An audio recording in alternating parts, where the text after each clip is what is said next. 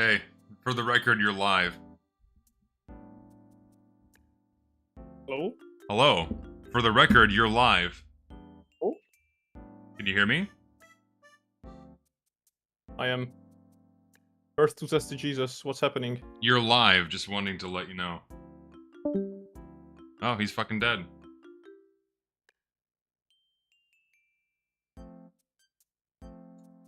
I gotta announce. In Discord. Oh, he's back. Hello. Is Discord... Oh dear. What's happening? You sound like you're underwater. Oh god, is it the wrong? Give me a second. It's the wrong mic. I have to use the the website thing, and I think it's using the wrong mic. Give me a second. Yep, you're good. I don't know what the fuck's going on with Discord, man. Fucking stupid. It's just giving you too much trouble. I don't know what the deal is, man. Hello? There you are. Now I hear you better. Okay, perfect. Finally, Jesus. Now you're coming in clean and clear. Yay! I'm happy. Yay, indeed. Are we live already? Yeah, we are. Okay. Well, hello everybody. Let me boot up the stream as well, so you can actually see the y'all's comments and shit. Need to. There you go. My control. All right. This is your Mr. Worldwide right here. Yes. Yes, Mr. Worldwide is here. Indeed. All right. Let me fucking. Do you want me to join, or do you just want to do it on your own? I mean, you can do taxiing with me. We just hang out in the same server. You can just join me. I'm in a friends-only server. I can invite you. Do yeah, or I can work on commissions in the background. It's entirely up to you. I'm just chilling today. Are you not feeling up in terms of mentality to tackle Team Fortress today? I'm really not. I know people expect TF2 from me. I just don't feel like it today. I'm sorry. I really That's don't. alright. I really don't. I don't want to play the game on stream because it's fucking hell. There's nothing to really talk about, so there's nothing, and I don't really feel like doing a tier list or something, so I'm just gonna not. So yeah, that's what's happening. Oh, GTA is not showing. We have a black screen. Lovely. Oh, GTA. Worked? There we go. We're golden. You're diamond.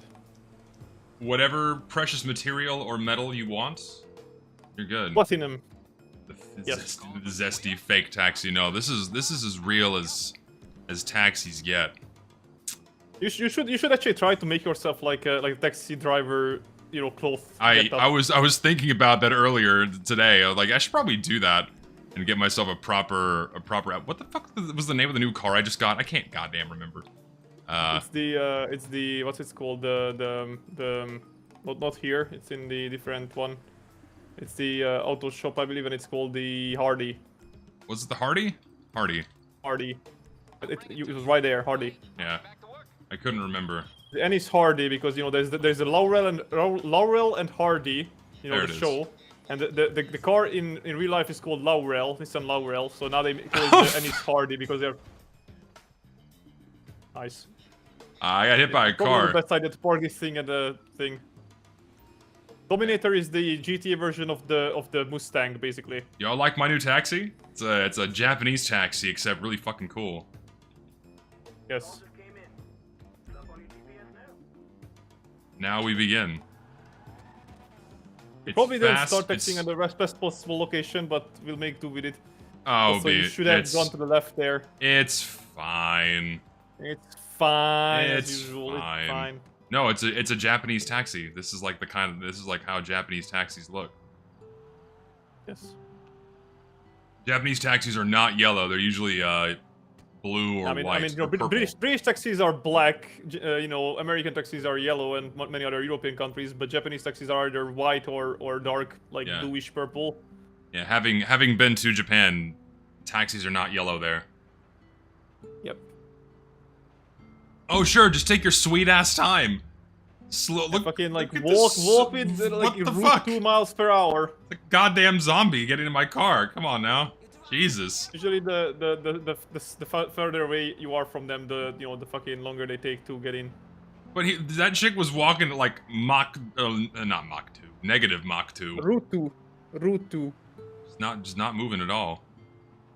Route 2. I'm sorry, but Dominator reminds me of some British YouTuber who came up with a tank named the Penetrator. Okay. There is actually, funny enough, there is a car in this game that's called the Penetrator, which is the Jaguar, whatever it is. The Penetrator. Oh, that's so wrong. The Penetrator, yeah. What an awful name. This game has way too many innuendo jokes in it laced in. Oh yeah, it's the lowbrow humor that still gets a chuckle out of people when it's just so nonsensically applied to a car. So it's okay.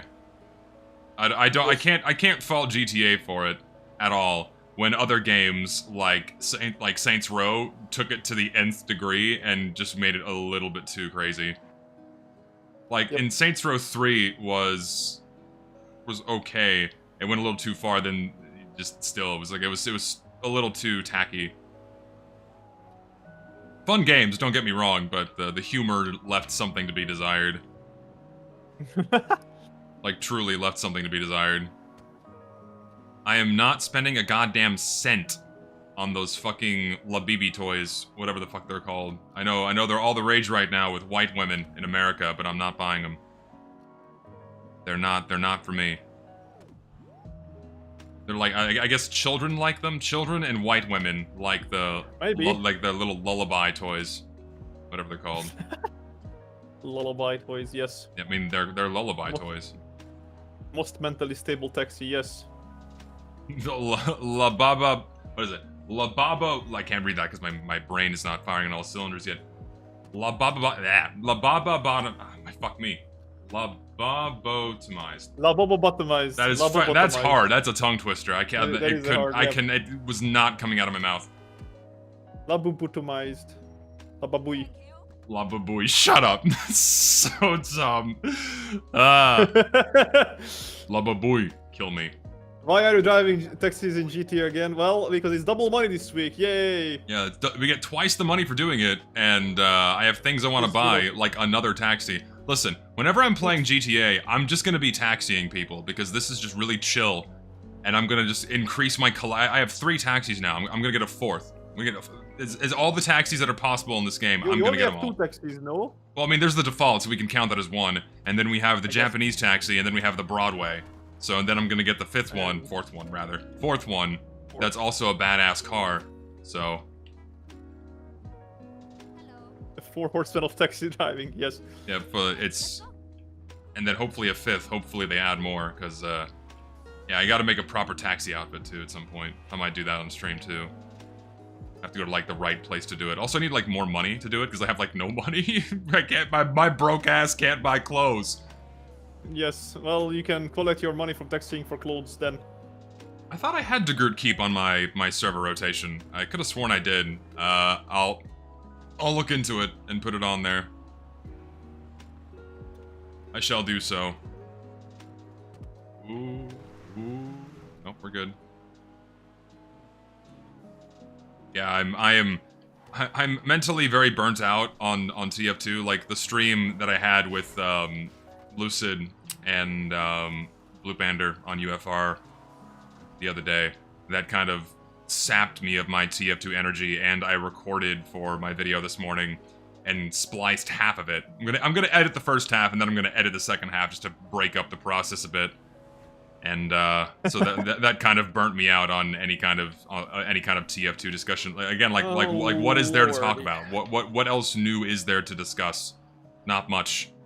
There's also like there's no interesting videos to watch. I got nothing. We can talk about how they made an update and then they ruined matchmaking even further with it. I mean, that's the fucking video I'm working on, is I have to, like, spell it out like I'm talking to a toddler why the game is broken, because there are still people parading around as if though nothing is wrong. And that is... Oh, I don't think it's wrong with taking like 2 million years to get a game, guys. That's completely fair. I mean, you know, I didn't plan to do anything else this afternoon anyway. I just wanted to like fucking sit in TF2 queue for like the whole entirety of my free hours. I'll just play another game while I wait to play TF2 is literally the issue. Oh, you think you're even at... Did you just fucking see that? Oh my god. Yeah, the NPC is turning in front of you. No, the NPC is fucking some kind of cow. Okay, to be fair, cows are stupid in this game. It's just fucking hit a cow. Poor guy. Yep. Poor cow. I feel like every like digestible content these days about TF2 is just either the funny haha moments and the SFM videos and Gmod shit and whatnot. I mean, there's a lot of interesting topics to be made, but there's no one really out there. That haven't been like, you know, covered like 2 million times already, though. That's my. No, yeah, there's a lot of stuff that can be discussed, and a lot of cool things. Just people don't do them. I don't believe you. No, seriously. I mean, there's so much more that can be said about the game's art direction alone. And I mean, I guess I can use one of my own videos as an example. It's like no one ever made a video. You expect people to have the intelligence for it, though, because I feel like many people just simply don't have the. No, if you make it interesting, people will watch it. No, I know what I'm not dissing on the audience. I'm dissing. Oh, you mean the people making the videos these days? Yeah, exactly. Yeah, they probably don't have that level of interest or care in the game to make a video like that. That's true. Jimmy0342 is here to tell you about the 500,000 times how the Coalmonger is the funniest shit weapon ever, and they just make like a 20-minute fucking random rambling video about it instead of, you know, tackling the more, I guess, intricate parts of TF2. Or just the more interesting parts of TF2, because like the gameplay is cool, great, awesome, but like TF2 looks so good, and there's so much more that can be said about the direction. You know, it's not the how is the game, but rather like why is the game. Yeah, no, yeah. Why is the game is a good way to put it. And I mean, to use like an example of the video I made about team recognition and like Valve's deliberate design choices to make, you know, readability a major key thing at the forefront of their design. Like, no one made a video about that in the game's 16-year history up until that point. I was the first one. So it's like, okay, like that's just an example. There are so many other things that people can make videos about, they just don't, because like, oh, we're gonna talk about this weapon again, or we're gonna talk about, I don't know, this item 5 again. million times we'll discuss how MVM is the best game mode ever made. Yeah, there's a lot more that can be made, just people don't do it. Come on, guys, you need to up your game. You need to be the epic TF2 next generation YouTubers. Thing is, they know, a lot of guys that make TF2 videos now know they don't have to do that. They have like why try harder syndrome. They have no need to, you know, test themselves or challenge themselves or do anything more meaningful beyond what they do now, because what they do now gets views, and it's again, why try harder? They don't need to. Yep. Exactly. That's the lazy yeah, town. I mean, can I blame them? Not really. Because if I could just have an easy job, them though, absolutely. You know, but if I could have an easy job where I can just, you know, do the bare minimum and then get fuckloads of money, sure. Not that they get fuckloads of money. I'm not saying they do, but point still stands. If I could could get fuckloads of money. You know, but thing is, like, I just care more about what I do than to have some gameplay playing. And you are a quality over quantity man. Yeah, and it's usually to my detriment, because I feel like I could have had a lot more growth over the years if I didn't make videos that way, which would have been, you know, helped me in the long run. But, it's alright. Oh, look at that. Somebody sent you $20. Oh, thank you. The immaculate work and effort you put into your videos is amazing. That does make me wonder, what are your PC specs to render such complex vids, and is your PC custom built or pre-made? So, this PC I own right now is the first one that I actually bought pre-built. I've had it for about 5 years now.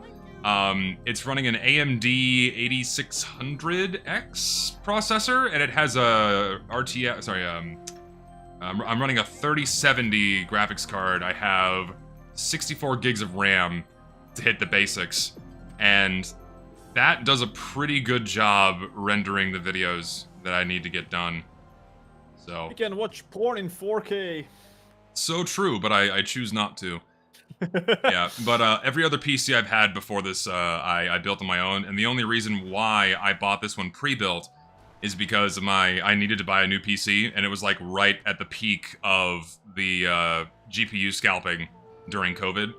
So the price of I was like, if I wanted to build my own PC, the price of the GPU was just as expensive as buying a whole pre-built with the GPU in it, because like it was from iBuyPower, and these companies have deals with the companies that make the graphics cards, you know, and they get their orders in, and so it's like, okay, I'll just buy a pre-built, and this one's been fucking great. It's been fucking fantastic. Oh no, and now I killed a cow. I'm so sorry. But no, this PC's been really fucking good. Why are you going opposite lane? Because I needed to pick up my customer. This guy fucking sprinted. Oh Jesus, this guy is probably like trying to get away from some cops here or something. Jesus. Maybe. But yeah, that's my PC. Thank you for the $20, by the way. I really appreciate that. It's very kind of you. Very based individual. Thank you for the donation for Zesty's survival funds. Yeah, the my Meet Your Match video took about a day to render, about half a day to render, roughly. Oh, Jesus! I overshot my turn. Yeah, it took about half a day to render, and most of that time went to the encoding because it was just such a massive file. So, yeah. They tried to trim it down to be only like, you know, 20 gigabytes instead of being, I don't know, like 200 terabytes or something. I mean, the final file size was like 130 gigs because of the because it was, you know, I did it in 2K, so it's pretty.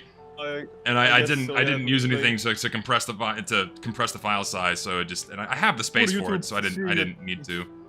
But for YouTube seeing the fucking, well, to be fair, you did not have the space for it, because I remember that you told me specifically that during I had to clear out space. Video, well, so like delete games that we were playing together because you didn't have the space for it. So that wasn't for the video file itself. It was for all the shit that I had downloaded to make the video. Doesn't matter. Because like when I'm making videos and I'm using someone else's YouTube video, I usually prefer downloading the entire video because that typically has better quality, and I have more control over it instead of just recording my screen. It's just less clunky if I have the actual video file to work with. So I ended up having like 250 gigs of other people's videos downloaded to my fucking computer as I was editing. So that was yeah, lesson learned. I'm not making videos that long ever again. An hour, sure. 4 hours, no. I'm not doing that again. Not like gonna happen, no. Yeah, then my Meet Your Match video's runtime is about an hour and 15 minutes. Maybe it's gonna be a little bit less by the time it's all said and done. But it's a little over an hour, and which is way more manageable. We need the Zesty Jesus Snyder cut of the video. No, I mean, for my quick play video, you're already getting the Snyder cut, because it was originally about 30 minutes, and I'm like, no, fuck it, I need to really go into detail here, otherwise people are just not gonna get it. This guy's just frozen. I got a customer for you right now. Goodbye. Oh, He's going. That was strange. You're just in the street, dude. Listen, you paid me my fare. I'm out of here. It costs extra to not get run over. Okay, have you heard of Dead Estate game? I heard of it, never really seen what it is though. I'm not familiar with it. No, my quick play video is 1 hour long. It's not 4 hours. Don't worry, I'm not making another 4-hour video. I would probably. Where are you going? I need to turn around. Why you want to turn right at that turn? I'm going the right way now. There you go. I would love Dead Estate for the right reasons. I've never heard of this. Whoa! Wait a second. Is that the game that has that yokai giant white skinned lady that you can like dress up and adjust the body off and shit? Is that the one? You're gonna have to look it up because I don't know. I think I got shown that by somebody and I was like, why is this a game? Look, Leo, we wanted to do a heist the other day. Like, my Gary here set up a casino heist, but it keeps breaking. Every time we're walking out of the goddamn safe, it fucking crashes and boots us out of the goddamn heist. Like, we would love to do one, but they keep breaking. Stupid Diamond Casino heist is broken as shit, and I've tried attempted it fucking annoying. 10 times. and it keeps breaking on me. I hate it. Fucking, I wrote a ticket to Rockstar, and they just keep telling me that I should wait, and they'll answer me in like 10 days, and then they never fucking answer afterwards. We did. The guy in chat. We did. We set our FPS to 60 and what have you, and it still didn't fix the issue. Yeah, exactly. Both of us were VSync on 60 FPS. We're trying to not run but walk through the save, because I know that's a like critical part as well, and it still just kept breaking on us. I don't know what it's because it's Zesty's in fucking America and I'm in Europe or what, but it's just not working. It's shit. Rockstar is dog shit at coding their game properly. I'm sorry, that's just the case. The interns do bad job at coding this game. I wish I had more volume control on YouTube. Like, can I just have this up by like 1 pixel? There we go. Oh, hello? There we go. We're back. We're back. We're good. Chick, we're not stopping. We're moving. What's up, Lucid? Have fun with the new TF2 update. The choice to make it open world seems pretty controversial. Yeah, I know. Yeah, this is the best update TF2's had in years. They added cars to the game. Cars to Team Fortress 2. I mean, we had bumper cars already, so that was a sign of things to come. So It was a pretty bold move, but it worked out in their favor. I think the game's way better now. God, this fucking car hauls so much ass. Oh, that was sick. And these streets going down on I just fun part of whether you can jump over a car or not. Yeah, and they removed all the bad cosmetics and added even more cosmetics. I'm not sure about removing all the bad ones. I feel like there's even more bad cosmetics in GTA. Yeah, there's a lot of cheesy shit in GTA. Don't worry, that's all still here. That'll never go away. That's just how games are now, unfortunately. Sadly, GTA has not. Basically, GTA has been a test bed for GTA 6 for the past like decade. 5-10 years. Oh, basically almost. Basically, decade, yeah. When they already knew they were gonna make a GTA 6, they already started testing shit on GTA 5. I mean, that's logical, but then them doing shit like that, where it was like the detriment of players, that was kind of ass. I'm talking about stuff like they're testing like driving handling flags, and that was like on the worst part of in the GTA's update history life cycle. All the cars were broken and felt horrible to drive. Here, so when someone sent a donation and asked if I had played the original Crazy Taxi, no, but I watched a neighbor, so to speak, play it on his game on his console, and I only ever watched someone play it, but I need to play it myself. It's kind of hard to play it, but I think you might be able to get it on Steam now. Can you? I mean, emulating it isn't too. I'd imagine emulating it isn't a problem. So it's an easy game, but I'm pretty sure isn't it on Steam now? Am I misremembering? It's a good question. It's on Steam, but delisted? Yeah. Why is it delisted? I guess that you can't. Oh, the credit card companies. You can't have taxi services. Wait, really? I'm kidding. No, it's a joke. It's a joke. I wouldn't put it past them, but that's like going way too far, man. Like, come on. I'm in a hurry. See you, Lucid. Can we talk about that issue? Is that issue too political to talk about it on stream? What, the stupid credit card bullshit? No, it's fucking insane. Yeah. That's not political. It's just insane. Like, it's not a good thing. Some people are putting everything political, which is like it's UK politics, basically what they're doing there, right? No, it is fucking insane. Like, goddamn, credit card companies can fuck right off. Don't decide what I can do and what I cannot do on my PC, my guy. I don't listen. I don't need the consent of a fucking credit card company in order to buy something that is legal to purchase. Fuck off. Yeah, like there is other plenty, installations and installments during the way of my purchase that can stop me if they so deem that it's, unethical or whatever. I don't need my credit card company to be like the one, yeah, this is your money, but how about we decide what you can and cannot buy with it? Thing is, like the fucking the credit card companies, they're not even using the think of the children argument. They're just doing it because of the Puritan groups that are controlling whatever's going on behind the scenes. Like whatever middle management Karens are getting angry about, like, it is literally a Karen right there, by the way. It's one of the Karens that like got into like the Australian government or whatever, and then she's raising hell because Steam. She already tried going to Steam, but Steam basically told her to fuck off, and then she went to the Australian. Well, no, she went to the credit companies afterwards as part of the Australian government, and that's when shit started to hit the fan. And it's fucking stupid, by the way, that they bent the knee to her. But I mean, You know, Karens usually can be loud, as we know. It's kind of insane because I mean, and you know that they're starting to bend the knee a little bit because I sent you the post yesterday. I'm amazed that MasterCard said anything. They had the fucking audacity to put this gaslighting post up on Twitter, basically saying, yeah, we're not actually doing any of the stuff you guys are getting mad about. It's like, what did they think was going to happen? That people would just throw their hands up and go, oh, we're sorry, we didn't think, we're sorry, we so sincerely apologize, you're doing a good thing here. We took a mistake, sorry, yeah. Sorry, our mistake. It's like, no! People are not that fucking stupid! And of course, they immediately got lambasted and destroyed by everyone on Twitter. It's fucking great to see. They fucking got community noted on X about like, yeah, this thing that they are saying is they're not doing. They're absolutely doing it. Yeah, like, and here's Valve, a representative from Valve, saying that they're actually doing this stuff. It's like, oh my god, that's insane. It's like everybody who wrote up their reason, like why they made this decision, said that it was the credit card companies that pushed them to do it, and the credit card companies be like, it wasn't us. Like, dude, you're not stupid. Take fucking accountability and you know, like, rectify your stupid mistake. Like, that's not that hard. It's so stupid. The fucking Budweiser situation all over again, isn't it? Well, the Budweiser thing was completely different. That was a completely different rat's nest of idiocy. No, I mean, like, the whole thing that they, like, backtrack immediately, but it's gonna be too late at that point for them, right? Oh, thing is, it's not gonna matter. It's not gonna matter for MasterCard or Visa because they still have like 90% of the control of payment processing. That when they inevitably concede on this, nothing's gonna change. Like what they're doing right now is jeopardizing their position, and they'll quickly realize that and go, "Oh, we should probably stop doing this. We want to keep making billions a year," and then they'll walk back on it because. They'd probably more than billions, to be fair. Oh no, they make, you know, hundreds of billions.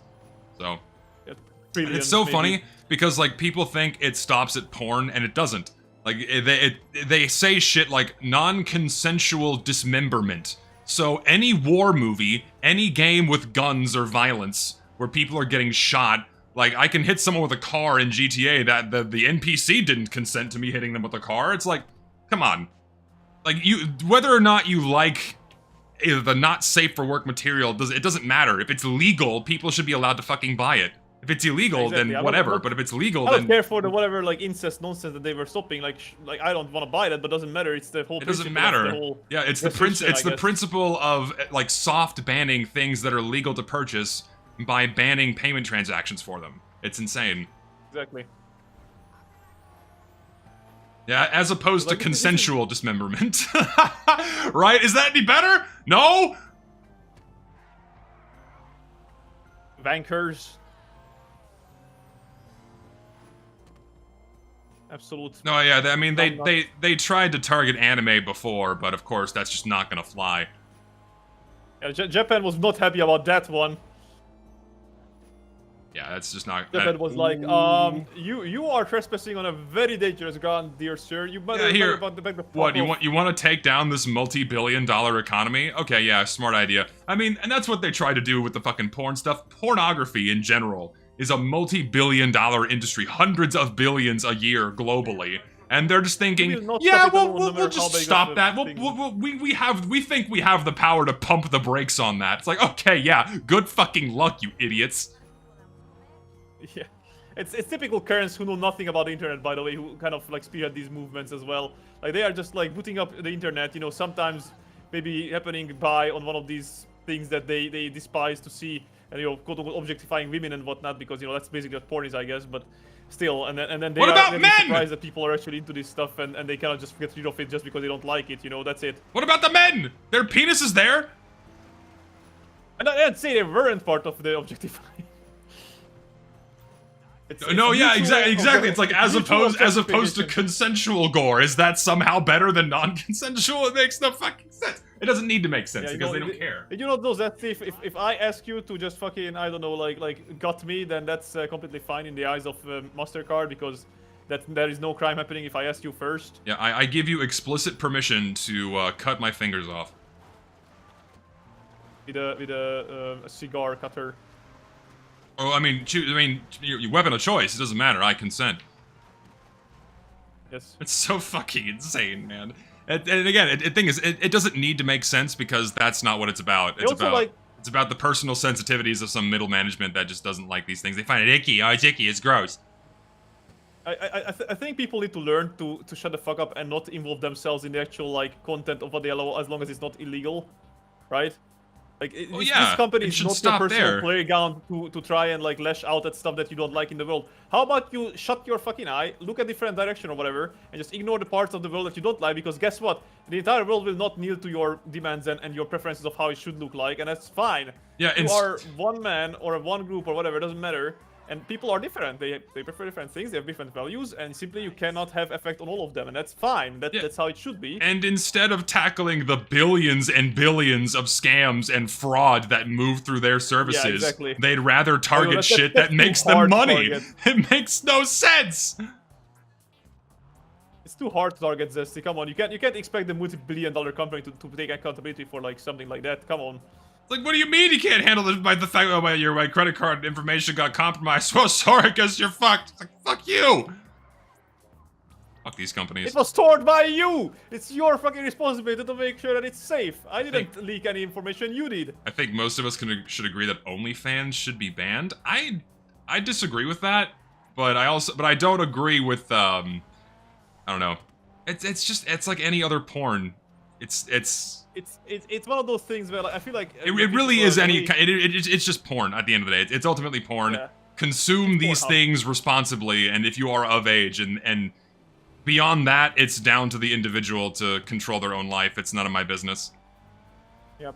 You know, I mean, it's the same as like you know, we're not gonna tell people that they cannot like enter the porn industry if they want to, but at the same time, like we don't have to consume it and be like accepting of it. Like, but then again, these people don't. I guess what do you call this? Like they don't try and shove it in your face, unlike activists where they are like very much want you to be part of their regime, otherwise you are against them if you're not with them. You know, these kind of sites where they're just trying to make their money in their own whatever way they can. I guess. I mean, I'm not gonna respect it, but I'm gonna just accept that it exists and that's fine. We can move on with our lives. Yeah, I guess that's the final part of it. Yeah. I mean, like. It's like getting mad at the at an alcohol manufacturer because someone's an alcoholic. It's like it's not their fault. It's someone's lack of impulse control or self-control that led them down that path. It's not the fault of the person that made it. And then you can go even more extreme than that. Like, I'm not gonna sue Hostess Cupcakes, the Hostess company, for making Twinkies because the 600-pound morbidly obese man can't stop himself from eating them and is slowly killing himself. It's like, it's not the fucking company's fault. It's the guy's fault. Well, all of these are things that are just out there in the wild. You have to accept that it again. Like the thing is, by the way, the fucking if you're gonna tackle this, by the way, the whole argument that it's we are protecting children, with the Safety Act and whatnot. This is not your job to protect people's children. You know what? It's actually was gonna bring this up if you're gonna stream anyway, so I might as well. Do you mind if I go on a rant? No, yeah, but like I just want to say before you start, we have to remember that the protect the kids nonsense, like they don't care. It's the Trojan horse. For Orwellian surveillance. That's the ultimate plan. I know. I'm just saying that I'm gonna like debunk their entire argument of what they are trying to push anyway by just simple logic and facts. So you know how like do you know how I guess parenthood changed the most in terms of like how it changed in the past, like let's say 20 years. Well, parents no longer want to be responsible for their kids. They want other people to be responsible for their kids. It boils down to literally just that. And you can view that in so many aspects of life. Teach like for I just feel like small example. Like a small example is like my sister's a teacher, and it's like if a child is misbehaving, it's not the kid's fault. It's not the parent's fault. It's almost always somehow the teacher's fault. It's like no, there's reasons why your child is acting this way. Like something is happening or not happening at home that leads your child to act like a fucking spaz. It's like, it's not the teacher's fault that they can't control your fucking kid, And so they long story short, parents want other people to raise their kids. Okay, now I'm gonna approach this in a different direction. How about this? And then you'll see what I mean, I think. So basically my whole point with this is that the economy has been going in a direction where it's, maybe 30 years ago, if you had like an okay job, you were able to uphold a household on one income alone, right? Which means that a guy or woman or whichever it was, I'm not like discouraging or discriminating or whatever against one or the other, but again, one of them was usually at work, the other one is attending to the kids and the things at home, right? And that was kind of the traditional household that it looked like in, like, again, 30 years ago or even earlier, right? Yeah, about 30 years Now, ago was this- like kind of the cutoff. Yeah, as the economy shifted in a way that, you know, single person incomes no longer are able to sustain a household, what did that result in? It resulted in both of the parents being away from, you know, when the child was needing to be raised, especially because that comes with giant, massive expenses that somebody needs to account for, right? Yep. Which means that there is less time spent with the parents, between the parents and the children, and because of this, they also, of course, expect that the other, as you said, the other, you know, institutions like kindergarten and high school and whatever would do the raising of their children. Yep. And that's why also the whole, I guess, what do you call this? The fact that children are a lot more attached to their phones and virtual machines is that because they basically are the replacement for, I guess, in some people's eyes, for parenting, which is nonsense. But that's what they think, is that they just give the kid, you know, like a phone, and she'll be quiet, you know, for like the next. Oh no, few yeah, hours, it's please. iPad kids. iPad kids is a very Exactly. serious So that's a problem. But again, it goes back to the economy being shit because people need to raise it. And I'm not saying that's only the economy's fault, because people should still be responsible, and they shouldn't really raise kids if they know that they cannot, you know, properly pay attention to it and actually raise them as they should. Like, kids are not your pets or something that you can just like ignore and you know, just No, feed it yeah. and it's open and then you're done, right? You need to you know, think of it as like this is the next generation that the world will be kind of, I guess, upheld by. And that's how you need to think of it, right? Even if it's, you know, not like a political leader or something, it's still like an integral part of whatever society is going to become like from now on, like 20 or 30 years from now. But yeah, that part happened, and then you know, children do spend more time on the internet than, again, well, part of the internet just growing itself, but again, just because of the parents are leaving the children more in the care of the internet by sheer laziness, if nothing else, I guess. And again, I am on the same notion with you that I do not believe that those stupid like children's safety acts are actually for the children, and they already admitted that they are for everybody, not just the children, primarily monitoring adults. Yeah. But I also think that there is a little bit of a factor that they know the potential of influencing children from an early age, because if they can control what they see, and you know, children are not smart enough to avoid misinformation and you know, like biased information more than anything, like, you know, political nonsense and Sure, whatnot, yeah. in order to make their own opinions, and they'll just see whatever it's being put in front of them, and they'll think of it as facts or not think twice about the meanings or the things behind it. So again, it's a double-edged sword. So no matter what approach no matter what approach we approach this from, they win, because, you know, either if it's the kids or the parents or adults or whatever, they both win. There is no like downside for them. Again, this is also concerning in my opinion. But another thing was that what's it called? Fuck, I lost my train of thought there for a second. So You're good. oh, it's a long tangent. The guy just dropped his fucking coffee on the ground and got in my taxi. You damn litter bug. Fucking run him over. Well, don't, because then you lose your money. Well, no, I'll run him over after I deliver him. Yeah, the sweet revenge comes eventually for Yeah, everybody. I will. I'll deliver his ass first, and then I will. You can pay me, and then I'll murder your ass. Then I'll destroy him. Yes.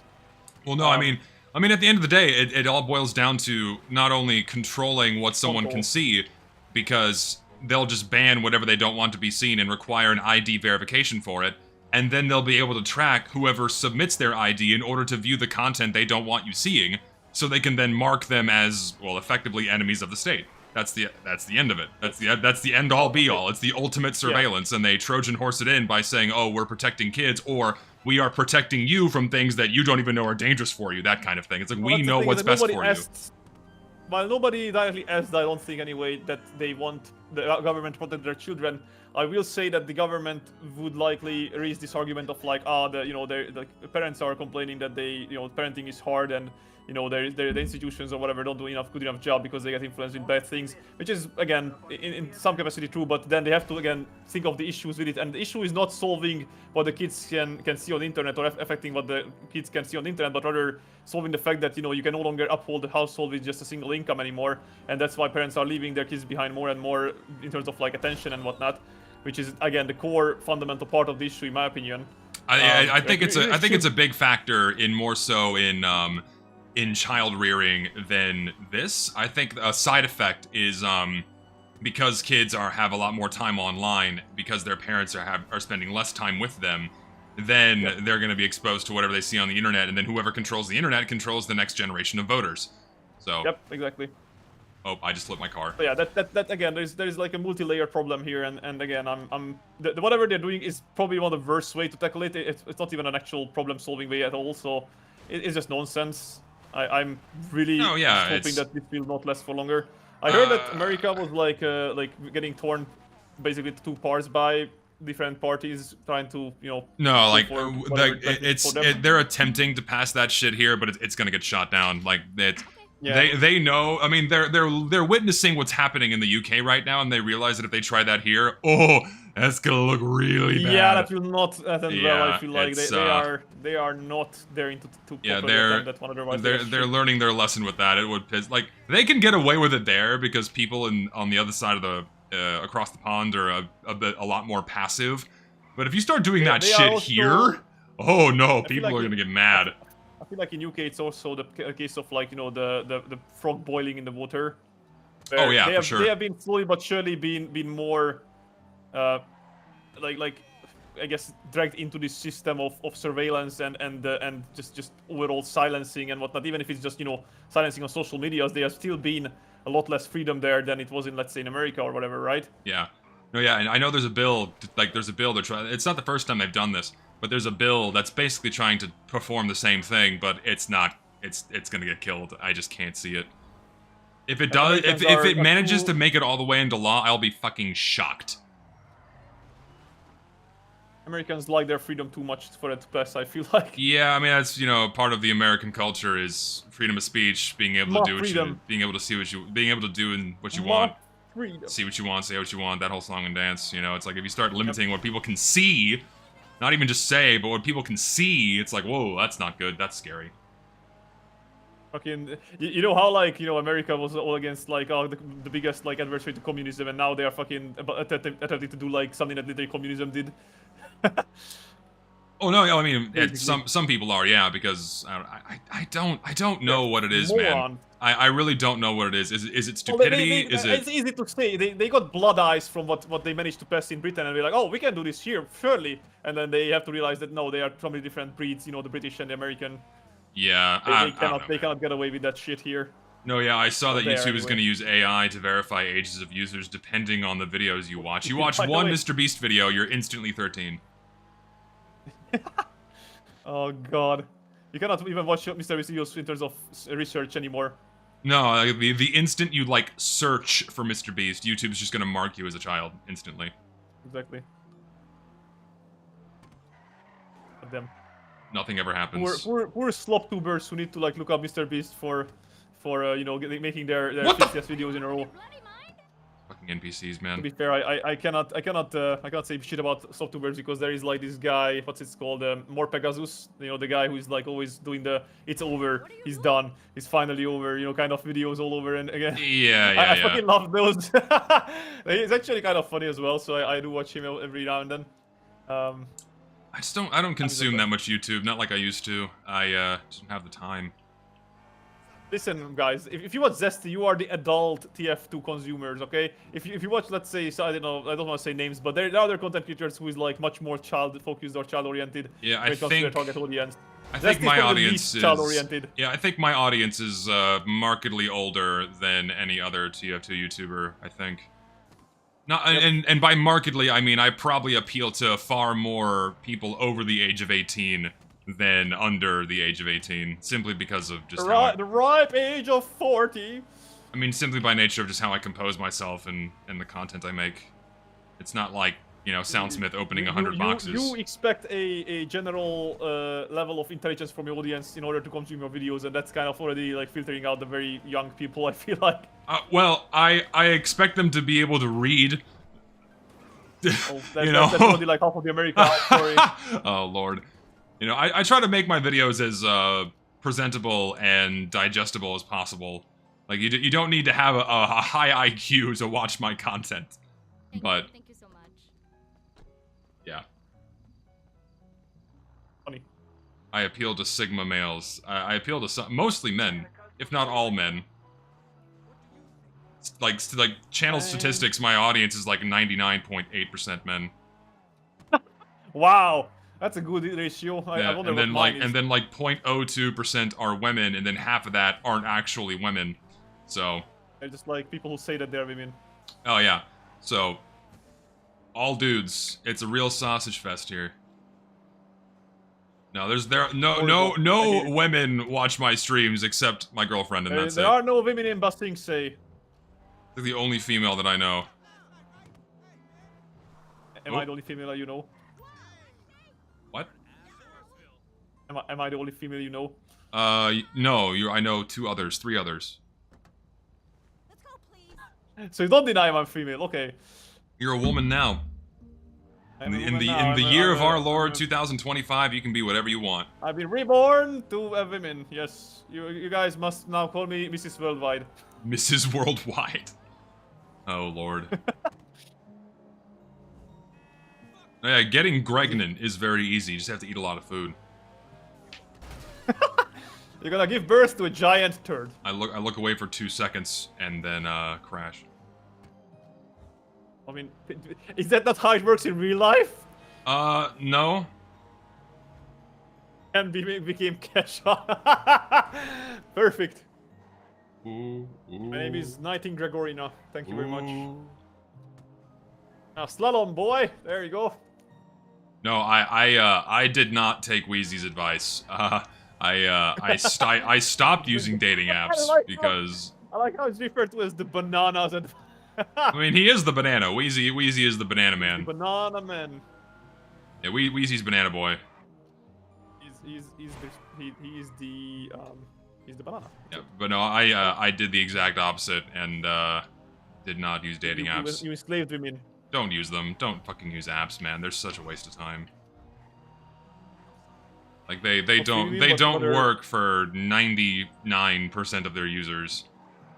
Oh yeah, do you want some fun experiences of me talking with a girl that I didn't pick up, but like basically she instantly friend-zoned me the day after we talked. I think I mentioned this to you, but I think you told me I'm- about this. Yeah. yeah, I'm currently having still conversations with her because she at least still sees me as like an interesting fellow to be friends with, which I mean I guess that makes me still happy that at least she's interested in me in like terms of I'm entertaining or whatever. Well, I mean, you But, got to be friends first. You can't immediately launch into like, hey, let's No, date. I'm not, Oh, hey, what's going on? I'm not like complaining or anything. I'm just saying that like even though I only invited her for like like lunch or something, and she's already went like, yeah, I mean we can go for lunch, but like don't expect anything to happen because I just don't see you as ever being able to see you as like a potential boyfriend or whatever, which is God, again I fine. mean, she I don't. barely knows you. I don't It's like care. you have to get to know you first. How does she know? Come on. Yeah, How does to be she fair, know?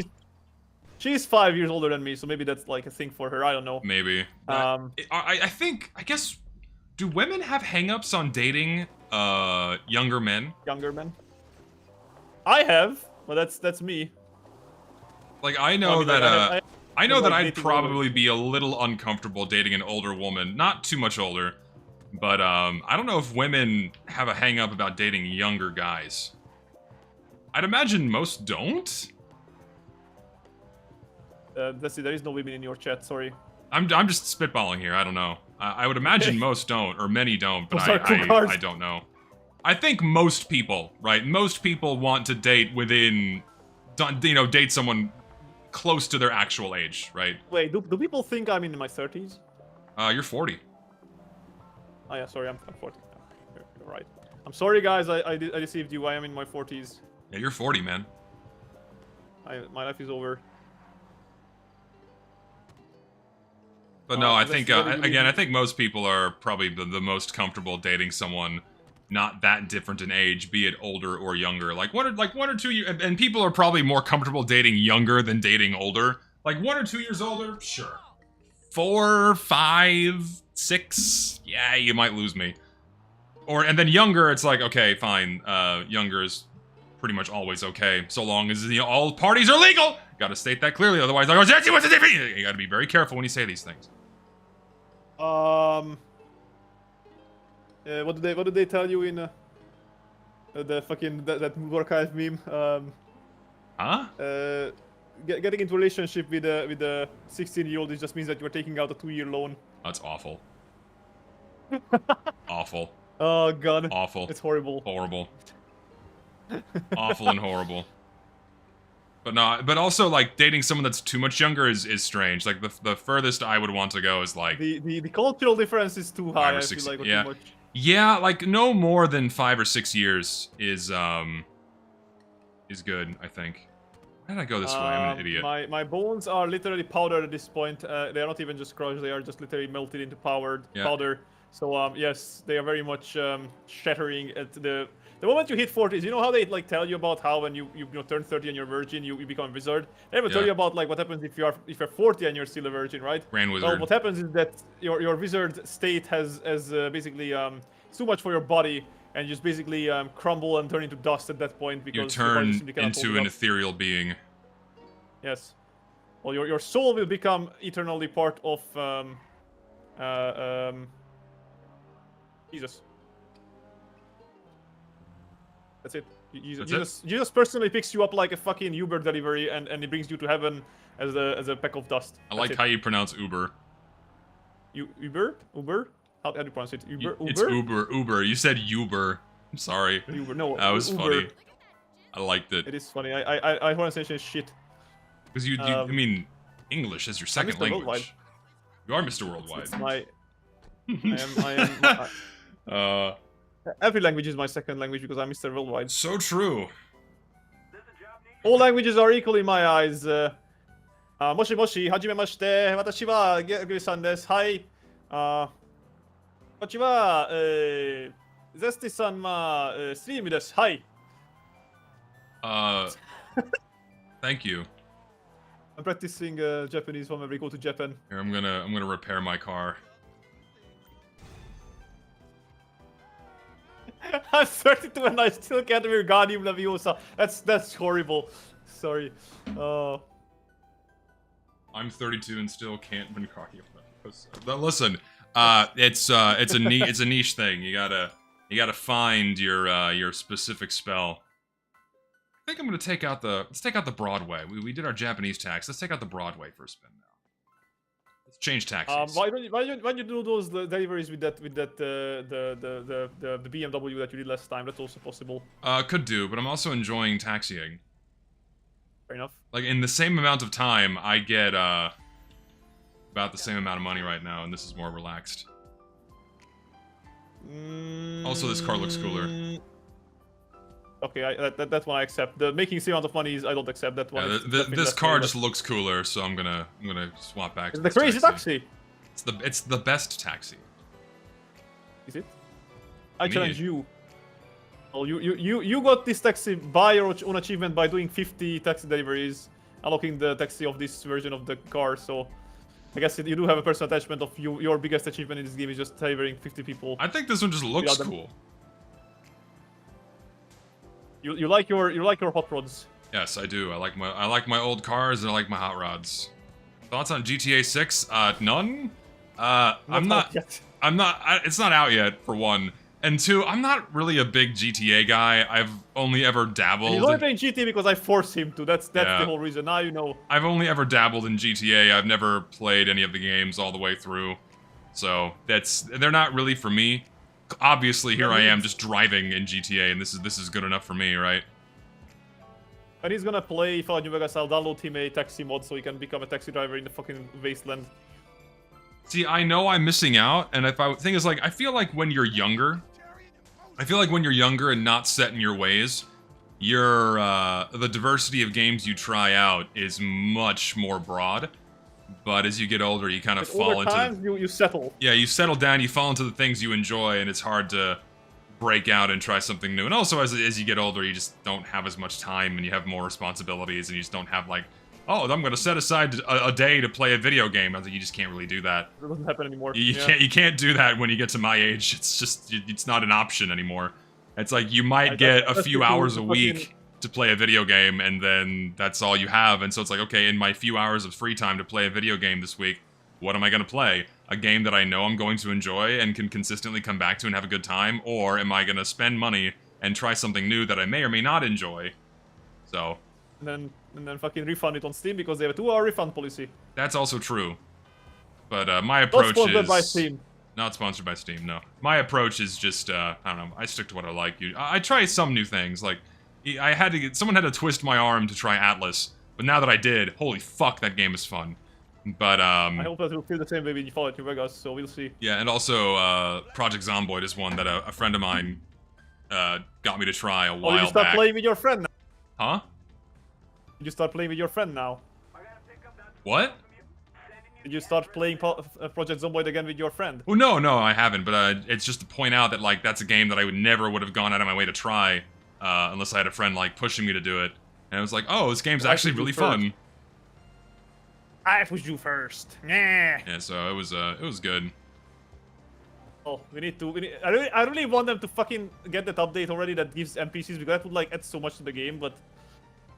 well, it's a hard one to code, because they are really, like, wanna go fucking balls out of the park with that update, because they want to make it so that whenever they start a new game, it generates NPCs, and they generate fucking, like literally, like, bloodlines for them, you know, that what their grandparents were doing, and what they were doing, and what, like, preferences they have, and how that affects the world around them, and shit like that. Yeah. It's ridiculous. Mm-hmm. I'm like, can you just make NPCs that, I don't know, either shoot at me or try to be friendly, and that's it? Like, that's already, like, a good start for me, man.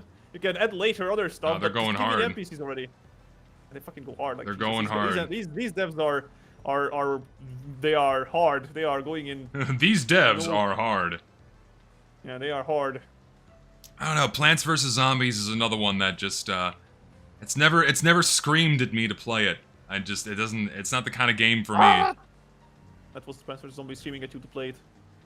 It's not the kind of game I'm like, oh yeah, I'm gonna sit down and it's like a mobile game. I'm not gonna play a mobile game. It is a mobile game, and then it just came to PC because it was too successful on mobile, and they were like, well, we can capitalize on different platforms. Well, they have like the hero shooter one now, Garden Warfare or whatever.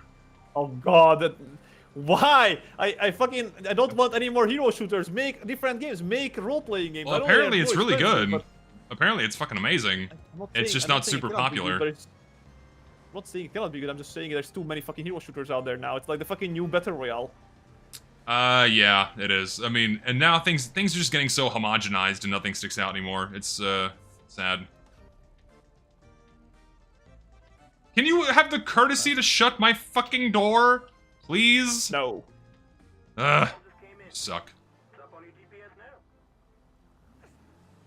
Yeah, we actually probably should make like an actual Project Zomboid server as one point so we can get some people in. That makes it a bit more interesting, I feel like. I would only trust friends. I don't trust my audience. That's okay. We can get your friends to play Project Zomboid. It's like $5 the game, no? Yeah, it's cheap. I think it's cheap anyway. Yeah, you can just be like, hey guys, if you are true friends of Zestigious, now you'll go and die to zombies right now. Yeah, I don't trust my audience to play games with me. Even Team Fortress 2 can be very exhausting. So one guy can ruin your entire time in Team Fortress 2. That's how it works. Yeah, and in any other multiplayer sense, people will just go out of their way to try to make your experience a living hell. So Project Zomboid really easy to fuck somebody over. So yeah, that definitely wouldn't be the best game to play if you're not sure about your audience's integrity. Yeah, I don't trust. Like, I love you guys, don't get me wrong, but there's some bad eggs out there that would be more than happy to ruin any kind of public experience. Suck is what he's saying. No, it's not. Plenty of bad eggs out there that would go well out of their way to ruin any kind of fun I'd want to have with my audience, so can't do it. It would need, like, I'd have to pay moderators to haunt game servers. Like hosting my TF2 servers is already enough, where I don't want to have to do that with multiple things, man. I'm only one guy. I can only stretch myself so thin. Already now a pasta. Oh yeah, and now that my job seems like it's actually going to go through now, I'm going to have even less time, so... Yeah, I need to finish the video, man. It's not going to get done. I mean... The video is never getting released. It's the fucking FC files. It's not going to get done before I start my new job. It's just, I have so little time to do the work I need to do in preparation for it that it's not enough time. Yeah, I'm starting, to put it simply, I'm starting a new teaching position, and I have to effectively build an entire course from scratch in 20 days. So, it's going to be interesting. Less than ideal. Less than ideal. It's my own fault for putting it off, but it'll be alright. Oops, sorry. Killed my previous customer. Never be sorry. It's not too bad, but it's just gonna be a lot of work. and so I'm gonna have less time to, you know, work on videos and stream. Like, I'm gonna stick to my 2 streams a week, but outside of that's gonna be difficult. Yes, especially when I try and convince you to fucking play New Vegas and other games. Such is the life of being an adult with a job and having responsibilities. Yes. Screw you. Anyway. I don't care if, like, dude, first of all, I'm not big enough for people to, like, recognize me in public. And if, on the off chance someone does, I'll just say it's not appropriate to discuss that here. We're having class right now. And, also, don't discuss it with me ever. Because, and that'll be it. Like, I'll just leave it there. You'll end his life! Just leave it there. I'll just kick him out of my class. You report them to the principal of... Just give him an immediate F. You instantly fail my class if you find out who I am. Blackmail your own students. Blackmail my own students. Instantly fail them if they know. Instant F. Like fucking Mr. Crocker. Horrible. Yeah, so I'm very nervous about how it's gonna go. Because the main challenge with that is like, okay, I have to build all my lectures, I have to, you know, make exams, make quizzes, make homework assignments, and it's the tricky part is like, okay, I know all the information, but then having to translate that into a medium for a student to not only understand and then go, okay, you know, how can I present a homework assignment where they're not going to look at it and have their eyes pop out of their head like, what the fuck is this? You know what I mean? That's the tricky part. Hey, Zesty, you just need to have faith in the people's general IQ, which I know it's getting dropped significantly in the past few years, but... I've taught before. It's been a while. The last time I taught was in 2018. So... 7 years. Yeah, it's been 7 years, and a lot's happened in 7 years, especially on, like, the AI front. So it'll be interesting to see how that goes. But... I was actually, like, thinking this other day, like, what would have been different if we met, like, a lot earlier than when we met in 2021? I don't know, man. Probably not that much. I mean, we probably would have seen each other more than once by this point, but... Maybe. I think maybe I've gone to America and I've gotten bitten by a goddamn snake and I've been dead. Yes, because Hungary, famous for their lack of snakes. Well, America is not, though. Oh no, we have various venomous snakes here. You got rattlesnakes, you got cottonmouths, you know, you got all kinds of lovely snakes here. You got the thing is that the snakes at least like have the common courtesy that they'll very much tell you if you're approaching, and they are not happy about that like the rattlesnakes do. I mean, if I'm you more hear about spiders, I hate spiders with a passion. You don't got to worry about spiders here that much. We got a few of them, but it's good. they're You have huntsman spider, don't you? We have like brown recluses, huntsman spiders, brown spiders, Is black it widows. super fucking painful of a bite that it has? Oh yeah, you could die from it if you don't treat it. Really? Is that the one that makes your limbs rot off? Yeah. Okay, that one I'm not looking forward to at all. Trust me, I see maybe 1 or 2 a year in my neighborhood. Where like, do you see those? Oh, they get in my house sometimes. The brown recluse? You just kill it. It's not the only way you get bit is if you fuck with it. Like, if you're like a child and play with it, then yeah, it's gonna bite you, but like, it's not just gonna fall on you like out of the sky and bite you in the neck like a fucking vampire. See, I'm a fucking blind moron, and I just can simply fucking step on it or something, and then it will fucking bite me. I know myself. They usually try to come inside during the summer when it's really hot and dry and they need water, so they come inside and they like hang out in the toilet or the shower. Fair. I am really terrified of spiders. Like any other animal, pretty much I'm okay with, but like bugs, especially spiders. Well, I know spiders are not bugs, but you know what I mean. Yeah, so we gotta. Where the fuck is this taking me? Oh, yeah, we got a fair amount of bugs here.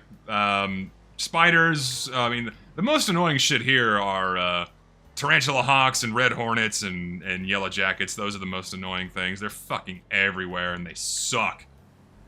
I like jumping spiders, though. Those are cute. Yeah, I mean, those are fucking everywhere here, too. But they're tiny. They don't do anything. They're also they're very cute because they don't fucking like get you stuck in their webs. They just jump on you and then they jump off right away. Yeah. No, yeah. Tarantula hawks are just think of black hornet with orange wings. They're the things that hunt and eat tarantulas. Tarantulas, yeah, and they fucking put their kids on them, and then they get sucked out of their own innards and they die. Yeah, they're actually invasive here. They weren't always here, but they've in the past decade or so they've blossomed. So in Texas. people are like incentivized to kill them, or what? It's too late. You can't really keep up with them. They're fucking everywhere. Like like they arrived so quickly and proliferated so quickly that it's just impossible now. They're fucking everywhere. It's time to leave America, guys, forever. I'm sorry. Fuck is my guy? All the way over there. He's hiding. God damn. Playing hide and seek. So nature is metal. Nature is indeed metal. I mean, we have also to answer the guy in chat. Yeah, we have alligators here. Not many, but we have some freshwater lakes. There. We have some freshwater. Kennels? No, yeah, we have freshwater lakes in Texas. Florida man need to be called over to get rid of the alligator. It's not like Florida. Florida's got fucking gators and anacondas and shit like that, or just big snakes or pythons. Like not anacondas, pythons. Why do they have? Yeah, okay. Yeah. No, guys, if you want to be sure that the wildlife cannot kill you, just come to fucking Hungary. Like, there is literally nothing in the wild that can kill you. Like, maybe if you go very north in the mountains, maybe you'll find, like, some wolves or maybe a bear or two, but that's about it. Like, there is literally nothing. Like no... You'll probably die sooner eating random plants in the wild than if you were to just try and literally look for some animal to kill you. Yeah, you'll die by exposure before an animal eats you, in other words. Basically, yeah. What this shit? These people just drop their drinks on the ground when I pick them up. Really? You can have your coffee. What's worse, wasps or mosquitoes? Because like a wasp, if you leave it alone, it's not gonna fuck with you. Mosquitoes go out of their way We'll to come bite after you, yeah. Yeah, mosquitoes will fucking hunt your ass down no matter where you are. They suck. I have mosquito extermination sessions in my house every night because of they just simply come in during the day and then I have to like fucking not sleep until they are all eradicated. Otherwise, they'll just wake me up in the middle of the night with their buzzing in your ear. Ugh. Fuck them.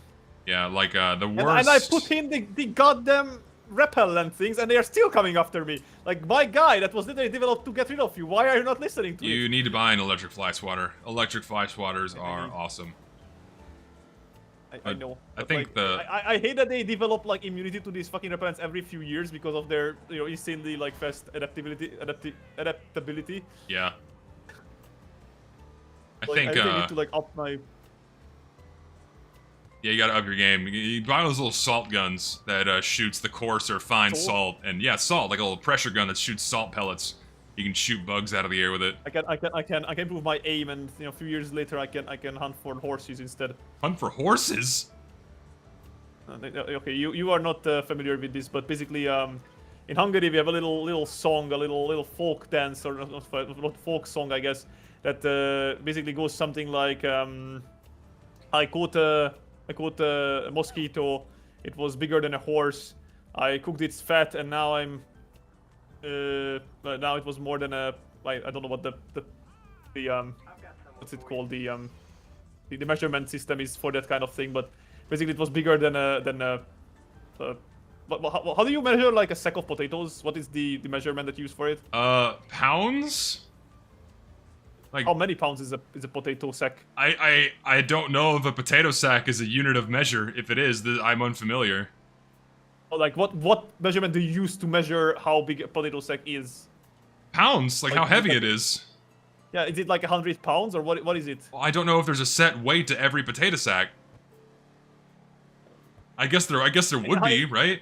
Do you use like what's it called? I'm gonna look it up. Give me a second. I'm getting all twisted up here. Oh, what the fucker is like all the way over there? Really? On the other side of the fucking canal? Ugh. Okay, so the Akko, which is like the Akko, not from Blue Archive, it's the Akko that we use. Akko is about between 42 and 58 liter, which I guess would translate something like that, because I guess you can technically measure fat in liter. I don't know. It doesn't matter. Basically, it says that like he caught a mosquito that was like a horse, and then they fucking cooked it, and it was like has a giant amount of fat from it now. It's a little stupid little folk song or whatever, but yeah, really and I'm sure in Hungarian it sounds way better than in English. Yeah. Probably. What the fuck is a kilogram? What were we talking about? Mosquitoes, yeah. I was like, we got into fucking hunting horses. The horse game. Huba Musume, yay! Yeah, no, stop it. I'm not playing it. I'm over it. I can't close the door! I wish I could. Fucking, the worst mosquitoes I had was when I was in Montana, camping in the middle of summer.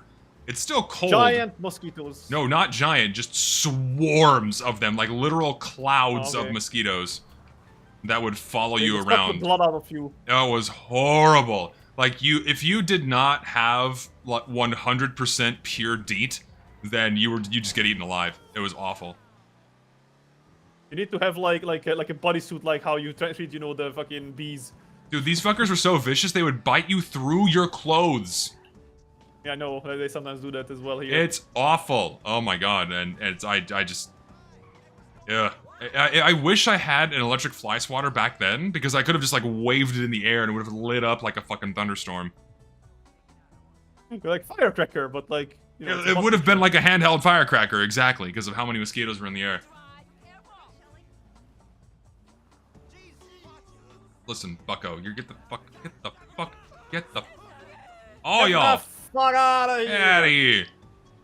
Let's see, other random topic. I recorded another video yesterday where I wanted to like make a little second channel video discussing how much money Valve earns from TF2, because we know the percentage that workshoppers get from key sales now.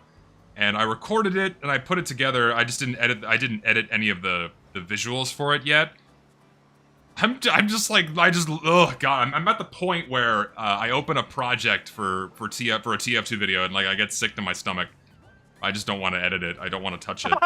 Okay, that's a pretty big problem there, right there for you, to be fair. It's like oof.